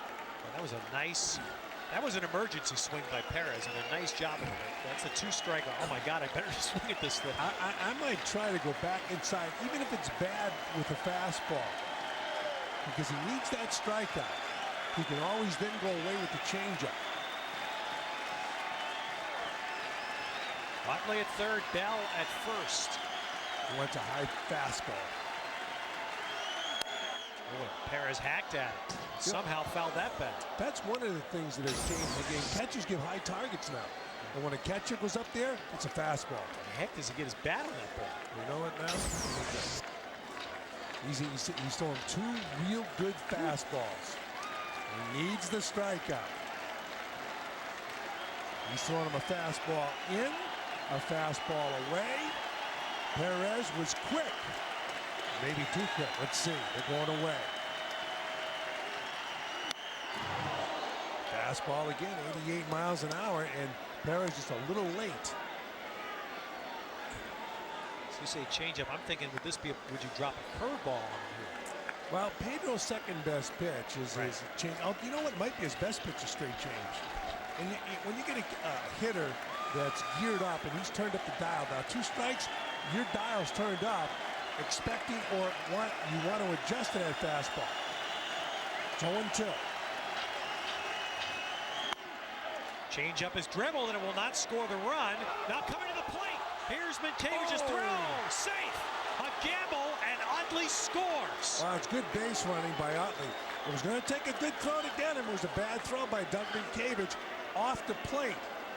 So Doug Mankiewicz threw the ball to the first base side of home plate in foul territory. Here it is again. A good changeup. Excellent changeup. And it's, good base running by Utley. Utley busted it down the line. A good throw from our replay shows you they get him. Take a look at Utley. Good, aggressive base running. Once David Wright throws the first, here comes Utley. The throw is offline. Utley's safe. You see, Castro's got to kick that bat out of the way. He can catch it. He makes the catch, and he can't come back and get Utley. But that's excellent pitching by Pedro. But now the lead run is at second base. Advancing was David Bell. And Lieberthal the batter. And you got Lieber on deck. And that eliminates, it does eliminate the need for Philadelphia to pinch hit.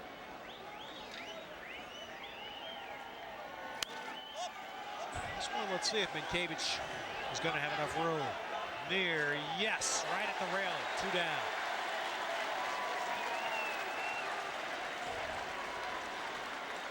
And let's see, Lieber's going back. Well, I'll tell you, when he's throwing the ball, I don't think I'd go to the bullpen. Although you got Billy Wagner out there. And the funny thing is that the bench is a little short tonight for Charlie Manuel because they don't believe that Thome or Lofton, no guarantees these things, but basically Thome and Lofton are not available. This is a case of going by the book. Right. Offerman's going to be the pinch hitter. This is certainly a case. And I don't blame Charlie Manuel because a lot of managers do it. But boy, oh boy, was Lieber throwing the ball well. Lieber leaving the ball game, allowing only 6 hits and 1 run. And Pedro will take on the pinch hitter. Lieber's out of the ball game. This could work in favor of the Mets. As long as you want to keep Billy Wagner in that bullpen. You don't want him coming in the ball game. Well, we mentioned this in Philadelphia, the link between these two men. They were teammates. Pedro's rookie year in Los Angeles. Offerman was the second baseman. Pedro was a middle reliever. Offerman struggled terribly in the field, so much so the Dodgers felt they needed to trade for a second baseman. They got Delino DeShields the next year for Pedro Martinez. And now Offerman, a veteran who survived a long time as a pinch hitter and utility man, faces an old teammate.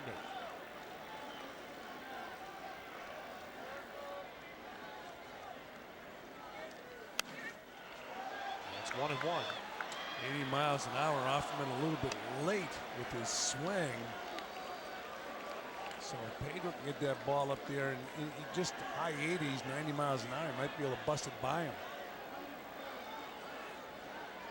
Offerman is 3 for 15 pinch hitting this year. All 3 of his hits have been from the left side. He's a switch hitter. Lead run Bell at second base. Great hook. 70 miles an hour. A hanging breaking ball. Look at this. You see Offerman commit himself, hands collapse. Well, that's the last thing he was looking for. That's what I thought of Perez too. They weren't looking. I want to show him a heater now. This will be the 100th pitch for Pedro. Watch Castro's target away. Popped up. Shallow left. Reyes back on this one. And that's it. But the Phillies do break through. Pedro with another 7-inning gem. But now the Mets need to score to get Pedro a win.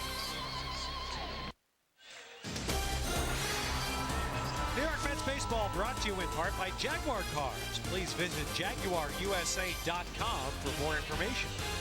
By Panasonic, ideas for life. And by Nissan, who invites you to shift your ride.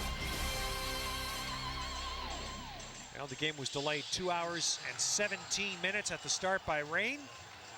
But those who waited, absolutely not disappointed. Another great outing by Pedro. I think it's a finished outing. In fact, it is. So see Marlon Anderson out to pinch hit for Pedro. And the Mets need to score here to get him a win. Well, we talked about it many times how when Pedro Martinez starts a ball game, if he doesn't get the W, the team's got to get a win. You don't want to waste an outing by Pedro Martinez. And he pitched a whale of a ball game again tonight, mixing up his pitches. And when he needed the cheese, he reached back and got it. Cherry Adams on a relief, 9 ball games so far this year. He's allowed 13 hits. So it's going to go to the bullpen. It'll be a battle of the bullpens, the Phillies and the Mets. And a former fellow, Marlon Anderson, who's off to a fabulous pinch hitting start for the Mets, will lead off, batting for Pedro. The Phillies bullpen has struggled other than Billy Wagner. A strike to Anderson. They're looking for some consistency from the right side down. The veteran lefty Reyes Cormier also may not be available today. He has not pitched the last few days. Anderson bunts for strike 2. Mike DeJean in the Mets bullpen. The field problems in Washington, as you see Wagner just in case this becomes his kind of game. Field in Washington has been problems. Washington lost a pitcher, T.J. Tucker, blew out a groin there because of the mound problems. He's on the DL, and Cormier hurt himself warming up there last week in a game. He's not on the DL, but he has not been available the last few days. 1-2.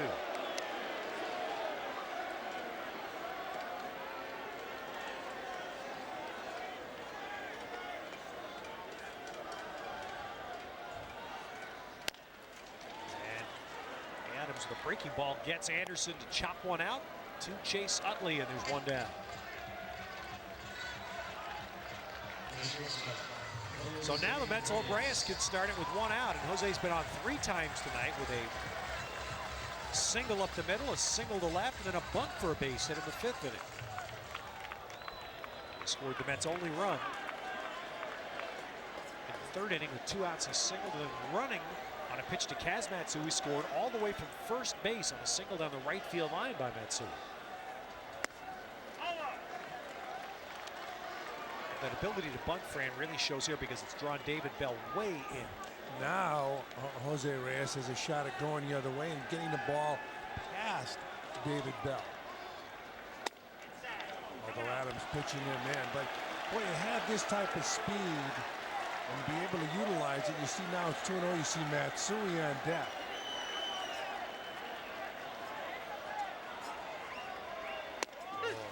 Takes the strike. He was probably given the take sign, or somebody talked to him. You get 2-0, take the pitch. They're trying to bring him under control, and Willie Maynard has stated he doesn't want to take his aggressiveness away from him. Look at this. Slashed right through Bell. Now look at that. He brought him in and hit it right through him. In a normal set, that's probably going to be an out. You got to get, you know what? Hard hit ball. Oh, I know. It's going to be interesting to see how they score it. But it's the threat of the bunt there. That's right. Gets him on base. He's now 4 for 4. Look at that. He brings him in and he pops it right by him. I'm saying that if Bell's in normal position, that's an easy play. That's right. But because of the threat of the bunt, Bell's in the grass. So Jose Reyes adjusting to Major League Baseball. He's 4 for 4. Now, they need him to steal a base. Absolutely. Here's where you'd love to see Matsui be willing to take a pitch or two and let Reyes have a chance. I'm sure they've talked to him about it. This is an important stolen base, right? This is a situation where it's important for Lieberthal and Adams to try and get Reyes. It's important for Reyes to steal a base. And here's the base hit early in the game. This is how the Mets scored the run. Matsui down the right field line. Look at Reyes go. He trips over Lieberthal as the ball short hop Lieberthal. He had the wits about him to go back and tag home plate. And the Mets had a 1-0 lead. Now it's all tied at 1. The Mets need him in scoring position. This is a pressure situation for somebody stealing a base, somebody trying to throw him out. Ball 1 to Matsui. And Matsui's going to take another pitch. He's looking down, getting the signs.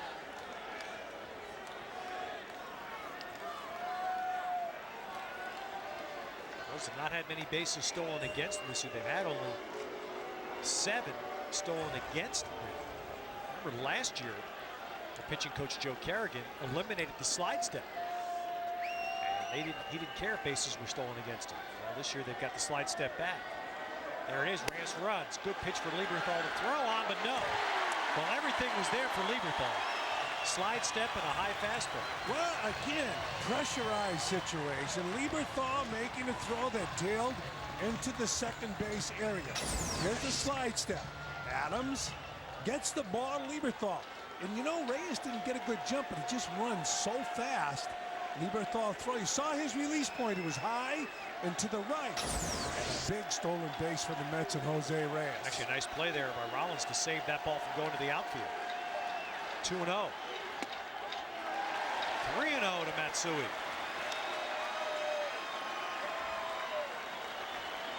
Well, the Phillies pitching staff so far this year has really struggled in these situations. Aaron Foltz, a lefty, getting ready. The Mets have had, in recent games, struggled to hit in this situation. So something's going to give here.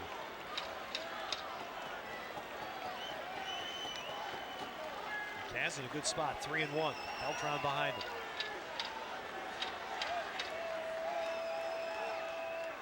Ball 4.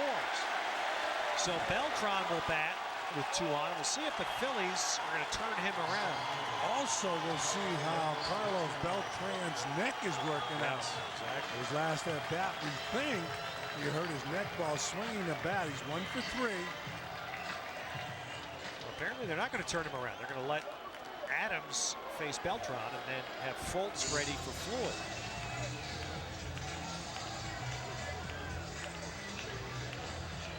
And the fact, as the Mets note this too, I'm sure the fact that Aaron Foltz is warming up right now and not Cormier means that Cormier's probably not available because remember, Cormier owns 4. I mean, his last year, we saw them match up probably 7-8 times against each other. Cliff, the hottest man hitter, is 1 for 17 against Cormier lifetime. Yeah, this is a different Cliff Floyd right now this season. But it's all up to this guy right here, Carlos Beltran. Beltran 2 for 3 against Adams with a home run. That's a few career meetings.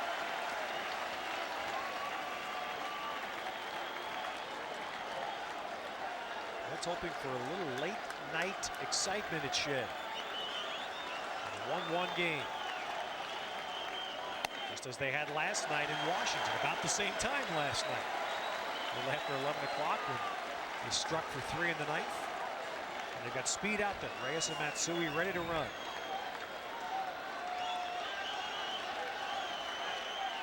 Ooh. He was guessing, and he got it, and he missed it. See the target inside fastball. It's an off-speed pitch. Beltran had that fastball swinging an off-speed pitch from Adams.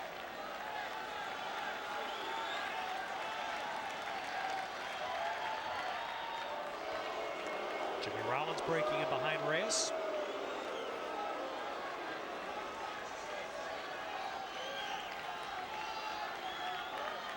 Shea there. Beltran again to pull here. Michaels into right center.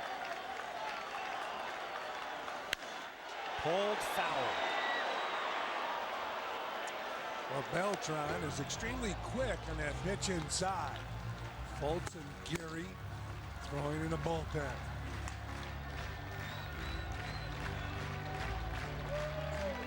Terry Adams now, a veteran. He's been a closer at times. The Phillies bullpen has got a few guys with closing experience now in setup roles. Well, as quick as Beltran has been, well, I'll tell you one thing. I'd be so tempted to throw him something off speed because he's been extremely quick.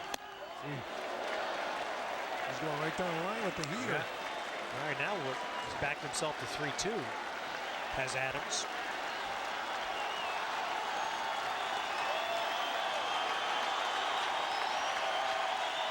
And the crowd standing at Shea.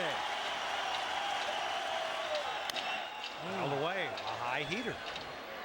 He's going right down the line with the fastball, 90 miles per hour.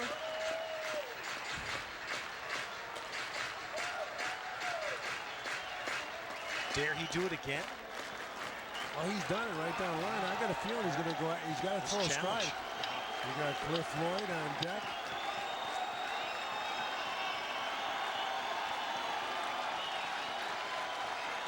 Reyes, Matsui with their leads. Hit to right field, headed to the Met bullpen, and Beltran does it off the scoreboard. Carlos Beltran launching one into a New York night, and the Mets have a 4-1 lead.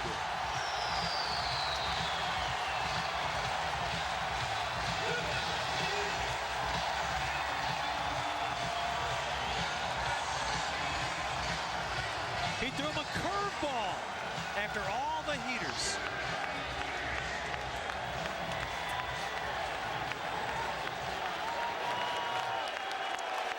That's a surprise pitch. A breaking ball after going right down the line with fastballs. He throws him a low 80s breaking ball, and Beltran won the fight. That's great for Pedro Martinez. Watch this. Off speed after throwing him all those fastballs, and Beltran smoked it. Whew. Look at Willie Randolph. And Cliff Floyd rockets one for a base hit. Well, they got a shot at getting Pedro Martinez the victory. It'll be a well-deserved victory for the right-hander. I mean, you don't see many balls hit where Carlos just launched that one, and in the dugout a moment ago, he gave a little special right there to that man, Ray Ramirez, the new Met trainer. Remember the last at-bat, they went down the tunnel. Watch the swing. Take a look at it. Hanger. He got it. Got all of it. After possibly hurting his neck in his last at-bat. They went down that tunnel, and Ray Ramirez did something, and Carlos thanked him for it when he came back in the dugout. So a pitching change for Philadelphia, and the Mets strike for 3 in the 7th. Well, we got a heck of a ball game here at Shea tonight, and we want to remind Mets fans, do you know how easy it is to dress like your favorite player? Just go to Mets.com and click on Shop for everything from player jerseys to T-shirts and caps. Visit the Mets.com shop for all of your Mets merchandise. So Carlos Beltran with his Mets merchandise talking to Jose Reyes. Reyes with a big hit in this inning. Yes, it was. He brought David Bell in and then popped the ball right through his legs to pick up his 4th hit of the game. And Carlos Beltran, who we thought hurt his neck in his previous at-bat, it's a 3-run dinger. So Jeff Geary takes over as the Phil's pitcher, righty for righty here. Geary just called up after the Mets were in Philadelphia 2 weeks ago. Facing right.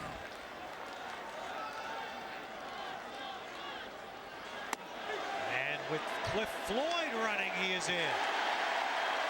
Man, how good must Cliff be feeling? His hitting streak could do that for him. No doubt about it. So Cliff Floyd, who's done it all so far this year, big jump, and he can run when healthy. Lieberthal takes that ball out of his glove to throw to second base, and Cliff is in it. Ooh, close though. That's Cliff's 3rd steal this year. 3rd steal by the Mets tonight. And another man in scoring position. Don't forget, tomorrow night, these same 2 teams go at it again here at Shea. 3 more games left in this series.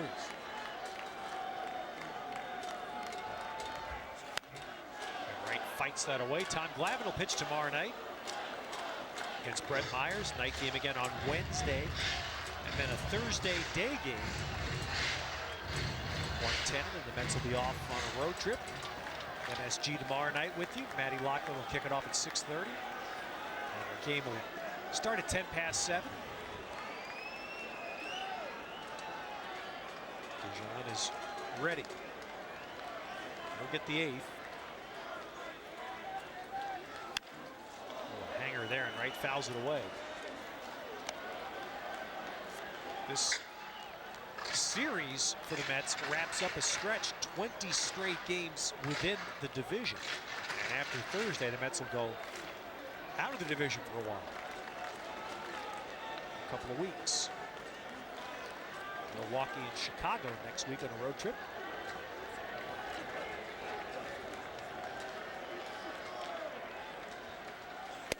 And high heat. Boy, good life. 94 by Geary to strike out David Wright. Geary reared back to that fastball. 94 miles an hour right by David Wright. So Geary now to face Minkevich, who was grounded out, flied out, and been intentionally walked. The Mets will next be back here at Shea a week from Friday. The Cardinals will be here. They're going to put Minkevich on. Ooh, yep, for the 2nd time. And somewhere in that weekend series, depending on maybe I think what happens with Chris Benson, Pedro will make his next Shea Stadium start. He'll be in one of those games against St. Louis on the weekend of the 13th, 14th, and 15th. Cardinals bringing in a pretty good record. They've been playing some good baseball. They won again today, 10-9 over Cincinnati. So after losing Renteria and Womack, the Cardinals are doing it again this year with Pujols, Edmonds, Rowland, and a cast of about 18 more. Look at Jose Reyes. He'll be here for that homestand. And he's turned into one exciting player. So Ramon Castro now hits. Castro, after Minkevich was intentionally walked in the 6th inning, walked himself to load the bases, gave Victor Diaz a 2-out chance, but John Lieber got Diaz on a fly ball. And Fran, I would say that your first guess looks pretty good right now. John Lieber taken out of the game.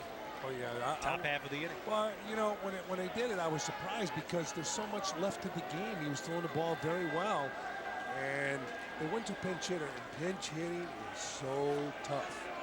They weren't able to capitalize, and Lieber was out of the game. Lieber pitched 6 innings, had only thrown 78 pitches, and that's, I think, had it been the 9th inning, think I would have understood it Yeah, more. yeah, But there it was was only the 7th inning, and the Phillies had tied the game. Too much time left. Randolph talking about potential moves.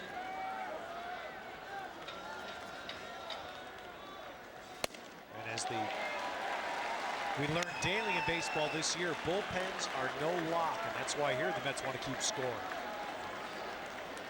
Everybody can look up at the board and see what happened in Cincinnati tonight, where David Weathers and Danny Graves gave up 7 runs in the 9th inning.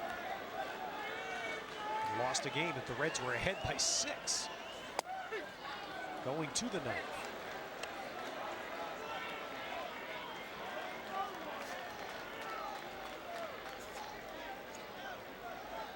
3-1 to Castro.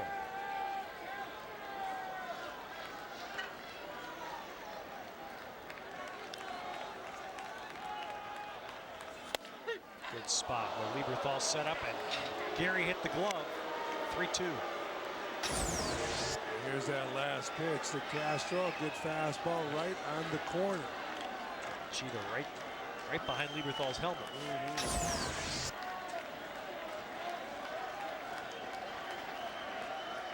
He's got a pretty good fastball. They're going in there again.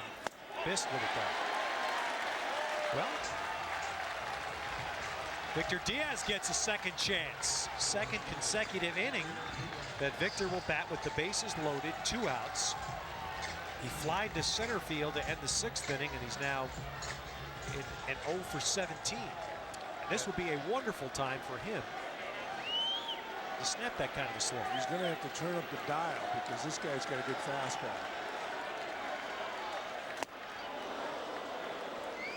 I would be amazed if the Phillies throw him anything but that heater right here. Watch this.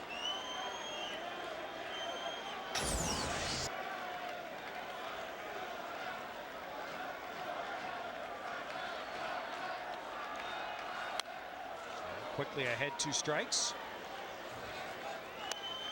When you're in a slump, nothing feels good at the plate. Nothing. And it is amazing when you think of a guy, the ball jumps off his bat like it does. As powerful a hitter he is, but you're right, the teams are right now challenging him with fastball. And he's going to have to turn up the dial to show them that his bat is quick enough to hit this big league fastball. 2 straight 90-plus fastballs from Geary. Whoa, airmail. There may be a play at the plate here, and safe is Floyd. He just got in.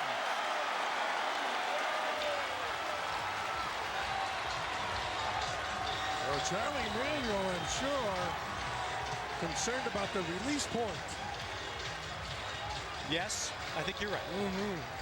I mean, you talk about hitting a nerve. We're talking about Gary's fastball, but this is a high, too high fastball. And it was close at home plate. Cliff Floyd was concerned about hurting Gary when he slid in. Watch this. He slides, and then he checks out Gary, find out if he's okay. You know what, Cliff's foot hit the plate. He blocked the plate. His knee might have gotten in there. Did Gary tag him? And finally, the high heat finishes Diaz, and the Mets with a big inning. Well, that's the biggest hit. Carlos Beltran's first Shea Stadium home run as a Met. Another run tacked on, and the Mets now take a 5-1 lead to the 8th. Carlos Beltran batting in the 6th inning tonight during an at-bat in which he eventually was called out on strikes. Looked like he tweaked a neck. He's having a little trouble. He ran down the tunnel after his at-bat with trainer Ray Ramirez. Got fixed, and in the 7th inning, hit his first Shea Stadium home run as a Met. Willie Randolph still can't believe where that ball hit. It hit a good 2/3 of the way up the scoreboard. The National League scoreboard at Shea. The Mets adding another run on a wild pitch, and now Mike DeJean takes over the 8th inning with the Mets up 5-1. Roberto Hernandez had a 2-inning outing last night, and thus would most likely not be available tonight. So DeJean gets the 8th inning, which was his anticipated role this year. And he gets the top of the order with Rollins.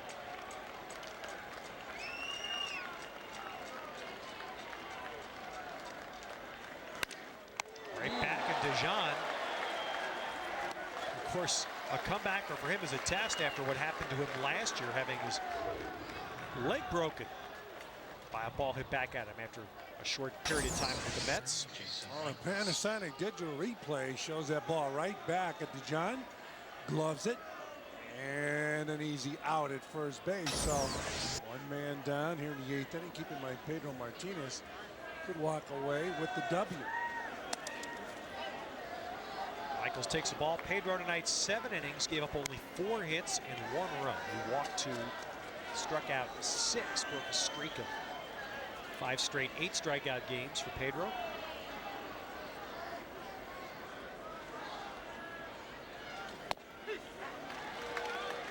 Dejan pours that in. 1 ball, 1 strike.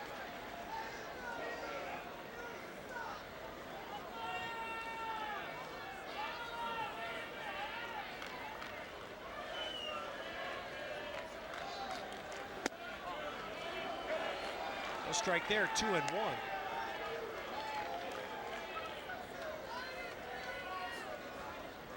Kenny Lofton, veteran center fielder for the Phillies, out with hamstring problems. Didn't really play Kenny a lot in the last few years. Right field, Diaz there, and that's out number 2. So Jason Michaels hitting the ball hard, but right at Victor Diaz in right field. So Dejan coming in and throwing strikes, getting 2 quick outs. Abreu, a walk called out on strikes and grounded to first.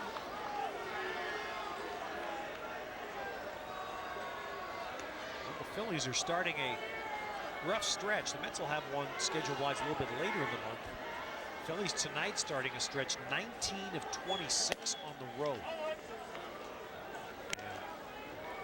And 3 games under 500 in what most people think is a make or break year for this team in terms of its core.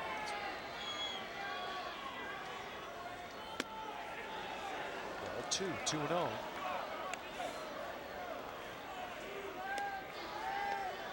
Phillies came here, I think it was the first series after the All-Star break last year, wasn't it, Fran? And the Mets beat them the first night to climb into a virtual tie for first place with the Phillies. Was that in Philadelphia? It was here at Shea. Right after the All-Star break, I believe. Anyway, 3-0 now to Abreu. And obviously the Phillies just disappeared the second half. Yeah. Did not play well. They blame Larry Bowa.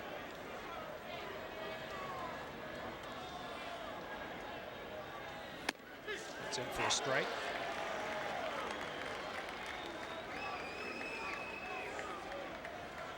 Lefty Randy Wolf, he'll pitch Wednesday night here. His only win of the season was against the Mets. Citizens Bank Park 2 weeks ago. To the left side and foul. Right now, Jay So scheduled to pitch for the Mets Wednesday. And the feelings of Chris Benson. Chris Benson threw a bullpen session in Port St. Lucie today. If he's fine tomorrow, then he may be activated to start Thursday. Yeah, they're not going to waste him in the Maryland Leagues. It pushes Zambrano to Friday, in theory, and Pedro to Saturday.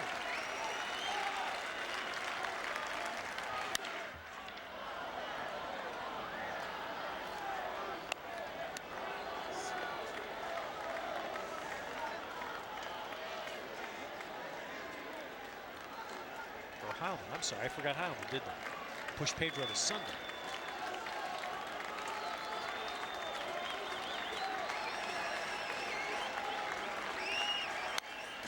Well, it's back 3-2 it stays. From that camera angle, it's a great shot of Abreu's top hand. The good hitters and the good hand construction tell you relax those hands. Here's that last pitch. He fouls that ball back, but as he's awaiting the ball, you take a look at his top hand on the bat. How relaxed that is. Maybe he doesn't hold that bat in his fingertips like a lot of people say he should. He holds it back in his hand. But you know what? Different strokes for different folks. He's been very successful doing it that way. Bill Madlack's another guy who won a bunch of batting titles who didn't hold the bat in his fingertips. But loose, look how loose the finger. That's the key both hands. Oh, that's right. Absolutely. You got to be totally relaxed. That's He is.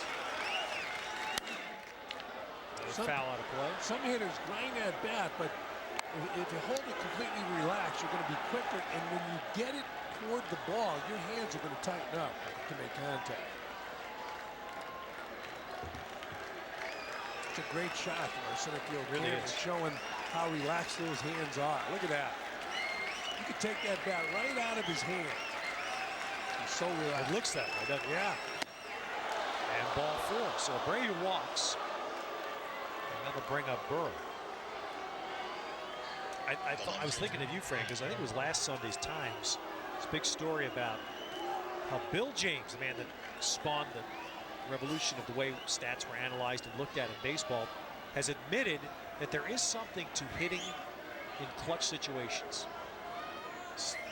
Sabermetricians, if I can generalize the term, have always said now there's no real difference between hitting with nobody on, hitting with men on base. And you've always taught me about the astronomical nervous system. I'm not as educated as you. I don't know the name of that thing, but he admits it in this story. Bill James admits now that he realizes it's true. It is different hitting absolutely in a crucial situation. And I admire him for admitting it. Absolutely. And there are some guys that get wired, but wired in a comfortable fashion in a clutch situation. Frank Robinson. Guys that come to Meyer, and you know what? Handful. Other guys get tight in a crucial situation. Now, it's everything to do with the nervous system. Ball to Burrow, 1-2. Burrow has struck out, walked, and fly to shallow left to pop up, on which Floyd made a marvelous sliding catch in the 6th. His nervous system has been fine against the Mets. Yes, no it certainly problem. has. The nervous system is the thing that you'll be relaxed if you have it under control.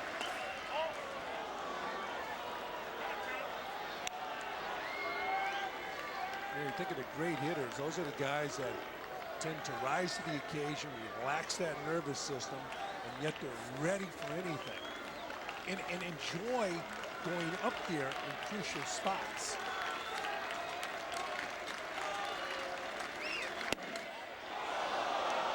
I think it's difficult to pinpoint guys in crucial situations because, let's face it, when you're successful, you hit 300, you fail 7 out of 10 times. In basketball, it's different. So you guys shoot the ball up there. You can see he's a clutch player. So 3-2 pitch coming here. And Burrow launches that into left center field. But he just missed it. And he did. Floyd will have room. And the Mets exhale. They get Burrow out. And Dijon puts down the Phillies in the top of the 8th.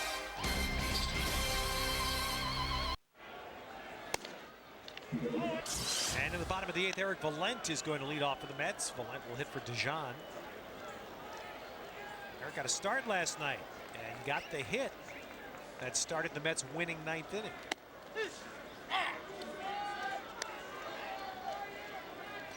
And Randolph recognizing something that's commonly held. It's pretty hard to ask a guy to be a good pinch hitter unless he has enough at-bats to stay sharp. That's right.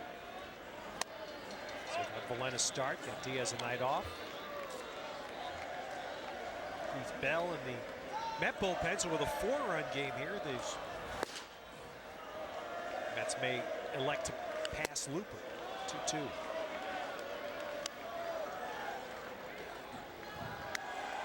The Mets were feeling tired tonight, and all they had to do was stop for a second and think about Washington. Washington, after last night's game, flew to Los Angeles. And fouls it back. They're in the 7th inning in Los Angeles. Esteban Loaiza, who I'm sure flew ahead to be rested, has done his end of it. He's pitched beautifully, but Scott Erickson has shut out Washington through 6.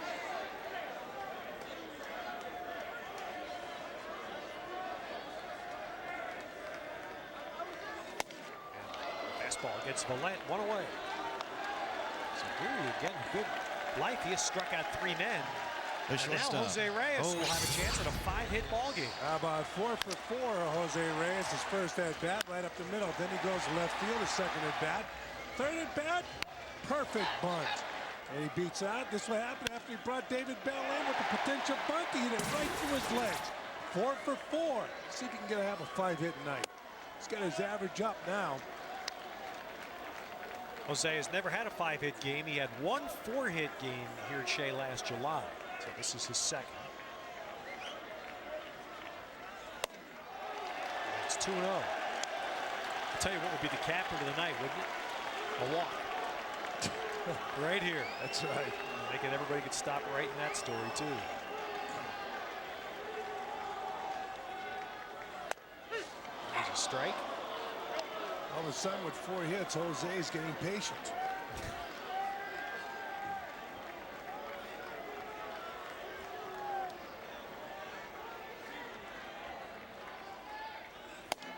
You believe this? Listen to the fans. Well, they know. I mean, look, well, the problem is that Jose knows it too. I mean, last night ESPN introduced him to the game as the guy with the lowest on-base percentage of leadoff hitters. So, this is unbelievable. Yeah. You don't think New York fans know what's going on? Tim Cheetah. Somebody got a clue in Tim Cheetah, right? Yeah. Jose, 3-2. don't listen to him. Swing it.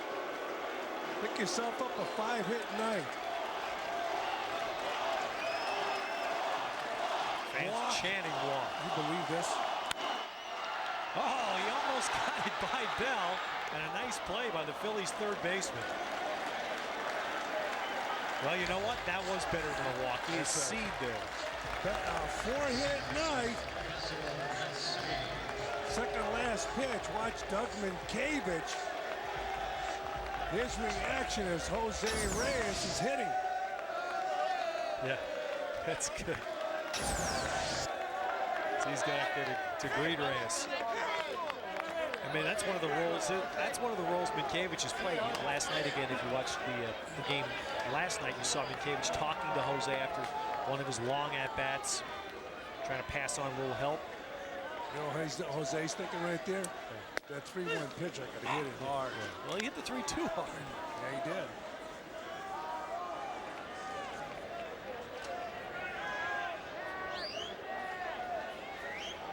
Well, it's a better night. Jose had trouble bunting last night. That could have made anybody happy. The work the Mets have put in with him on that. But tonight he comes back, bunts for a hit, 4 hits overall, 2 steals. I think the bunting for the base hit more important than the walk. If he could do that, he could pick himself up a base hit every night. And Matsui pops this one up. It is playable for Rollins. So the Mets now will go, it appears, to Heath Bell to try to wrap this up. The first of 4 on a 4-hit night for Reyes. Okay, you night owls, 2 a.m. on MSG. You'll get a full recap of this night at Shea, the New York Sports Day and Night, all on MSG Sports Desk, presented by Toyota, 2 a.m. and thereafter on MSG Network. I sometimes need to watch it more than once to absorb everything, and I have done that. Sometimes I'll watch my, roll over. It's 5:30, and I'm watching Sports Desk for the 6th time. Absolutely. They're on top of things. This is a problem. Heath Bell on to pitch the ninth for the Mets. So Heath Bell will have to shut down these Phillies. Don't forget, tomorrow night these same 2 teams go at it again. We have tomorrow night, Wednesday night, and then Thursday afternoon here at Shea. And there was a 2-hour delay tonight, but turned out to be just what the doctor ordered. A pitcher's duel for about 7 innings, and Pedro Martinez has a chance to pick up a victory tonight. It'll be a big victory for the Mets, getting Pedro that win. So Heath Bell now to work the ninth. Utley to start it. Utley was the guy that had the most success against Pedro tonight. 2 hits and scored the only Philadelphia run. He started the 7th with a double and eventually scored on an aggressive base running play at home plate as Tomas Perez grounded out.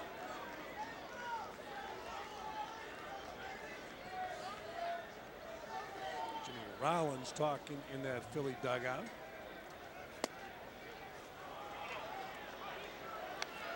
Well, the folks in Philadelphia were really psyched up about that new ballpark as you look at David Bell, and they're not in a good mood this year.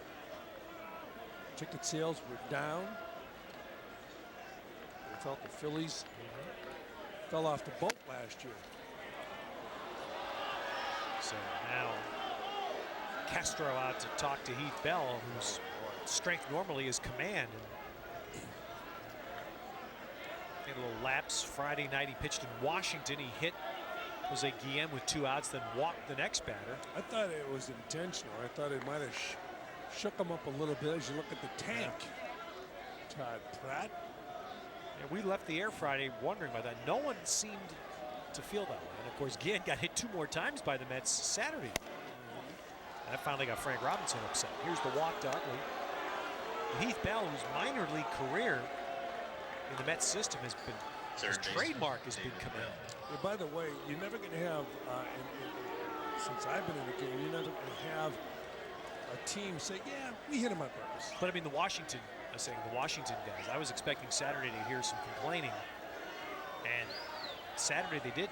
Frank finally said something yesterday because the Mets, Zambrano hit Guillen twice on Saturday. Well, as you mentioned, Heath Bell has pinpoint control. Yeah. When he hit Guillen, he hit him in the right area. You never know. You sound like you're speaking from experience here, Francis Xavier. And you never know the history yeah. of what was going on. You don't know what was said as you look at Braden Looper taking his warm-up tosses.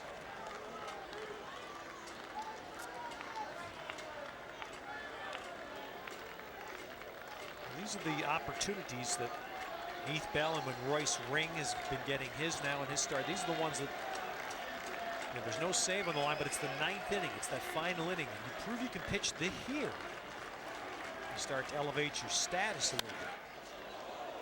Bell stays alive. Well, it's imperative right now for Heath Bell to throw strikes. Mets need a double play, but the Mets have a 4-run lead here in the 9th inning.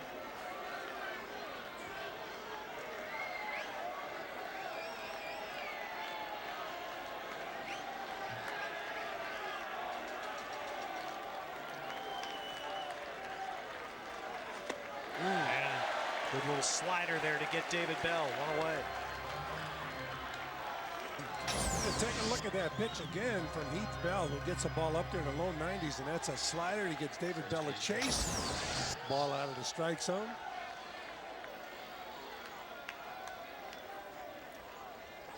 So Perez with 1 away. Perez is 1 for 3. And his little dribbler to third base in the 7th inning was an out, but it ended up scoring Utley. The only Philadelphia run. It came off Pedro. Tied the game at 1. But the Mets in the bottom of the 7th. Beltran's first Shea home run. Good for 3. Broke the tie and gave the Mets the lead. Big night for Jose Reyes. 4 for 5.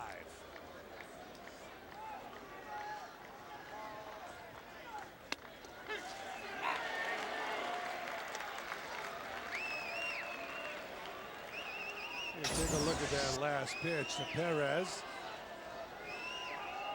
A bad pitch right there.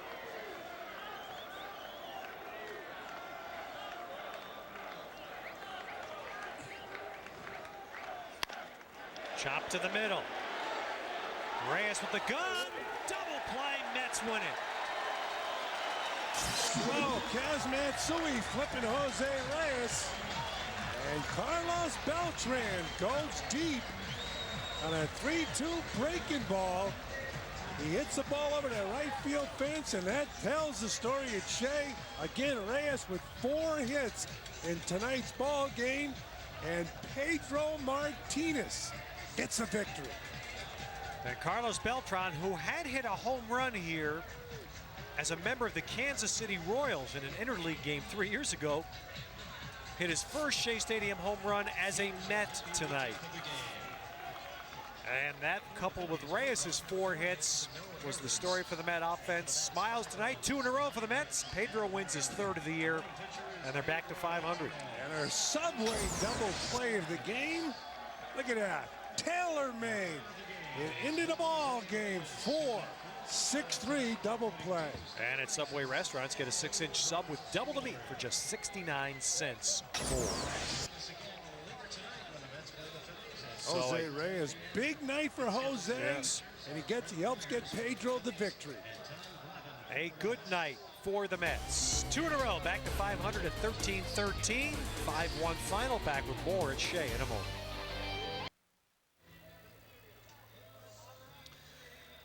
Tonight's game on FSN New York has been presented by Subway. The Mets win it with a 4-run seventh, 5-1. Another pitching gem from Pedro Martinez, who earns his 3rd victory of the year. And the Mets are back to 500. And there are champions of the game, brought to you by Champion Mortgage. Find out how you can still get one of the lowest rates in decades. Call 1-800-CHAMPION today. Pedro with the pitching, Reyes the catalyst, Beltran with the big hit, the game-winning 3-run homer, his first as a Met at Shea Stadium in the bottom of the 7th inning. Well, everybody stayed in good humor despite a rain delay of 2 hours and 17 minutes at the outset. Didn't affect Pedro one bit. He was every bit the pitcher he's been in his first month as a Met, as the Mets win it. Tomorrow night, Game 2 will send Tom Glavine to the mound against Brett Myers. Geico Mets on deck at 6:30. Game will start at 7:10. We'll have it for you on MSG tomorrow night. Available on HDTV only on cable. We're not done here tonight. You kidding me? We do our best work after midnight. We've got a post-game report coming your way next. John McComb is in full agreement with that. Well, there's Beltran's shot that won this game for the Mets in the 7th. And man, his new manager hadn't seen many hit like that at Shea. Thanks to our crew, Kevin Meininger, John Gallagher, Jim Gallagher, Charlie Kuchara, and company. With Fran Healy, Matt Loughlin, Ted Robinson, stay with us. More comes up from Shea in a moment.